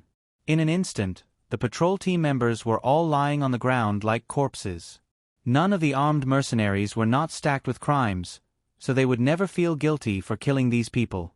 Su Yun's face no longer had a shallow smile. Those who needed to meet had met, those who needed to make trouble had made trouble, and those who needed to continue their relationship had continued. Now, what they needed to do was to seriously complete the mission given by their captain, Instructor Yen Long. Su Yun was quite satisfied with Fan Shuang-er's performance. For a girl to do things swiftly and decisively, she did not lose to the few men at all. It was really commendable. According to my observation during the day, the few houses in the 9 o'clock direction are most likely where the armed mercenaries sleep at night. The rooms in the 6 o'clock direction should be the workers' rooms. Su Yun began to divide the layout. The 12 o'clock direction is Bachai's poppy garden, the 2 o'clock direction, 3 o'clock direction, and 4 o'clock direction are their high-tech processing plants. They can extract the black paste from the poppy flowers into heroin. Bachai and his men should not be living here. Behind the base, there are 2 villas. Before we crossed the river, I saw them, so I suspect Bachai should be in that place. Chen Feng said, "Boss, where do we start?" "You arrange it." Su Yun looked up and said, "Ice Dragon, you are in charge of the 6 o'clock direction workers' rooms and deal with the armed mercenaries on night duty." "Yes." Gong Sun Lang received the order. Black Dragon, the armed mercenaries guarding the poppy garden in the 12 o'clock direction will be handed over to you. Su Yun continued to arrange. "Yes." Han Zhan received the order. Azure Dragon, Yin Long, Violent Dragon, the 3 of you come with me to the high-tech processing plants. That place is one of the 3 important places of Bachai. There will definitely be more people on duty. Are you confident? Su Yun asked seriously. The 3 of them spoke in unison and lowered their voices. Yes. After everyone was done, they gathered at the shrubs in front of the armed mercenaries' rooms in the 9 o'clock direction. Su Yun said, "As long as we break the nest of Bachai's armed mercenaries, Bachai will be completely helpless."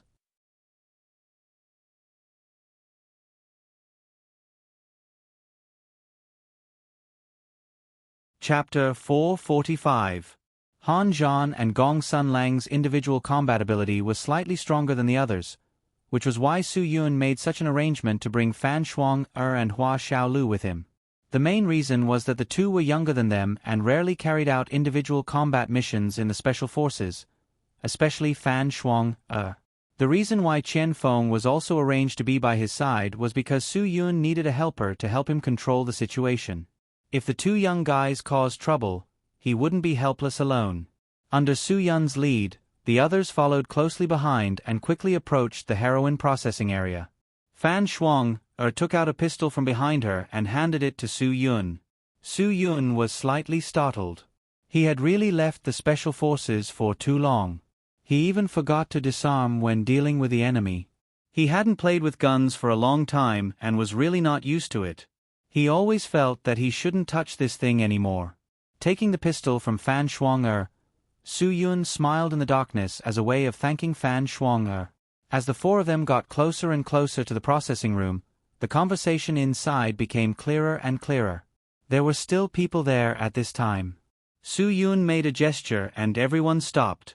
Because this was the place that Bachai had originally arranged for people to guard. Now that he was inside, he naturally arranged for more armed mercenaries to guard. At the door, 6 armed mercenaries with submachine guns in their hands were smoking in boredom. Bursts of conversation came from the room. As for why the goods are so pure, it's because of my equipment. Bachai's voice was very deep, so it was easy to distinguish. Why do I dare to say that my goods are the purest in the whole of Southeast Asia and even the whole world? It's because my processing equipment and processing talents are the most advanced. The drug experts I hired at a high price can greatly improve the quality of my goods. Miss Yi, to tell you the truth, there are only these people in Huaxia who are willing to trade with me. Because they were outside, Su Yun and company couldn't see how many fingers Bachai had extended. Yi Farah alone was enough to endanger Shenzhong City, Nanjiang, Huiyan, Jianfu, and the other 6 provinces of Huaxia. If there were 7 or 8 people from Huaxia taking goods from Bachai, it would mean that the entire Huaxia would have traces of Bachai's crimes. Perhaps the reason why Bachai's right-hand man could speak such fluent Chinese had something to do with the entire Huaxia market. The relationship between supply and demand was too great. What did Boss Ba mean by that? Yefala's voice rang out with a smile. I'm here to watch you guys load the goods. It's not that I don't trust you. That's not what I meant. Miss Yi, You're definitely not the first person in Huaxia to make a deal with me. Of course, you're definitely not the last. Ba Chai said, I wish you a prosperous business and everything goes well. But at the same time, I have to remind you that it's often hard to see through people's hearts. Just like how you don't trust me now, I also won't open my heart to you. But we suddenly have a common interest, so we can trust each other. In our line of work, trust is always about interest. Yi Farah didn't understand Ba Chai's motive for saying all this, but she had to admit that Ba Chai's words touched her heart. Indeed, after so many years, she only trusted interest. In front of interest, the people around her would pour out their hearts and lungs for her to see. Ba Chai continued, Miss Yi, you can't possibly not understand what I mean. The reason is very simple. If a person doesn't gain your trust because of interest, then that means there's a problem with that person. And there's a rather big problem. Yi Farah was suddenly startled. She understood who Ba Chai was talking about. He was referring to Su Yun. Although Su Yun had a relationship of interest with her, Yi Farah had raised the price of 100 million. Only now did Yi Farah start to have doubts because Su Yun had never mentioned this sum of money to her. Perhaps this was the reason why Yi Farah trusted Su Yun more and more. Because the trust Su Yun could give her was definitely not based on money. Her trust for Su Yun had nothing to do with interest, really nothing. Ba Chai's words made Yi Farah sink into deep thought. Could it be that Su Yun was really intentionally getting close to her? But Yi Farah couldn't figure it out no matter what. After all, she was the one who first approached Su Yun. At that time, Su Yun didn't even know what he was doing, right? Miss Yi, even if you've watched a few movies, you should know how desperate the narcotic squad is now. They can always create an inadvertent moment for you to discover, then make you notice them, appreciate them, and then put them in an important position. Ba Chai is like an old fox who has seen through all the despicable methods in the world. Some people need a few years to do this, but some people only need a few short days. The shorter the time, the smarter the person is. What do you think? Yi Farah's beautiful brows furrowed slightly. Boss Ba, you've investigated me? Ba Chai smiled very calmly. Miss Yi, you can't possibly think that I would let someone I don't know into my base, right? If a police officer came to me to make a deal with me, do you think I would directly invite him in? Then wouldn't everything about me be figured out? Ha ha, Miss Yi, sometimes trust needs to be built on the basis of understanding. I understand you and am sure that we have common interests before I can trust you. There's an old saying in Huaxia, caution is the parent of safety. The two's conversation was clearly heard by the people outside. Su Yun wasn't distracted by the two's conversation, and continued to stare at the 6 armed mercenaries at the door. 2 of them yawned, while the other 2 threw away their cigarette butts and continued to dig for cigarettes in their pockets. Su Yun made a few neat hand gestures, and the 3 people behind him received the order and suddenly rushed out. In a short 2 seconds, the 4 people quickly and silently dealt with the 6 people at the door. They didn't hesitate to remove all the weapons and equipment on the 6 people. Those that could be used were stuffed into their bodies, and those that couldn't were thrown into the bushes. Qian Feng made a few tactical hand gestures, meaning to ask, how do we deal with the people inside? Su Yun shook his head and made a hand gesture, evacuate immediately. Ignore the people inside first. Then, Su Yun pointed to the row of rooms where the armed mercenaries lived, and said with tactical hand gestures, deal with the most dangerous thing first. Taking advantage of the fact that these armed mercenaries were sleeping soundly and didn't carry any weapons was the easiest time to deal with them. If this group of mercenaries were fully armed, then it would be a fierce battle. Although it wasn't certain that they couldn't win, the risk was too high. It was better to take advantage of the fact that they couldn't resist and completely destroy them. When Su Yun and the others arrived at the row of rooms where the mercenaries were resting, Han Zhan and Gong Sun Lang had already finished their work. Gong Sun Lang only had 1 armed mercenary standing guard, so it was easy to deal with. Han Zhan went to the poppy garden, and there were 2 armed mercenaries. For the experienced Han Zhan, it was nothing. The enemy was in the light, and he was in the dark, so it was easy to deal with them. The room of the armed mercenaries was very large. It was estimated that the rest of the armed mercenaries who were not on duty were sleeping here. There were no guards at the door of the mercenary room. Perhaps none of them believed that someone would have the guts to look for trouble here. Su Yun quickly made a tactical sign language. After receiving the order, the others nodded firmly and pulled out their daggers from their waists. This was a silent battle. The 6 of them had to take care of all the armed mercenaries in the room in the shortest amount of time. Moreover, they couldn't make a single sound. This was definitely a challenge, at least for Fan Shuang'er. Fortunately, these old brothers and sisters were strong enough. With the cooperation of the few of them, the more than 60 sleeping mercenaries in the room were all dealt with in less than a minute. These mercenaries who earned high salaries and relied on war and killing for a living were no different from the killers in the underworld, except that they were more disciplined and well armed. The Dragon Fury team was originally established to deal with this kind of people, so they would not be lenient at all. Fortunately, they were here. With this group of brothers who were willing to risk being severely punished by Wang Yi to help him and live and die with him, Su Yun was able to quickly deal with Bar Kai's men. Su Yun's choice was wise. He correctly estimated his own ability and Bar Kai's strength and made the right judgment. He definitely could not deal with a drug lord's nest alone. But in this dark place, their small group could do it easily. I want evidence of Yefra's deal with Bar Chai. Su Yun, who has a recording pen? My pen got wet in the water prison just now. The few careless men did not think to bring such a thing out. Fortunately, Fan Shuang'er was there. Seeing the others dumbfounded, Fan Shuang'er smiled proudly. I have it. Lend it to me, thank you. Su Yun stretched out his hand. Fan Shuang'er was not pretentious. She directly handed the recording pen to Su Yun and whispered, "Didn't you say you don't need me to come?" "Humph, if I didn't come, let's see who would lend you a recording pen." This is what happens when you look down on women. The others did not say anything. It was their fault for not bringing all these gadgets when they went out, giving Fan Shuang'er the opportunity to be proud. Su Yun knew that time waited for no one.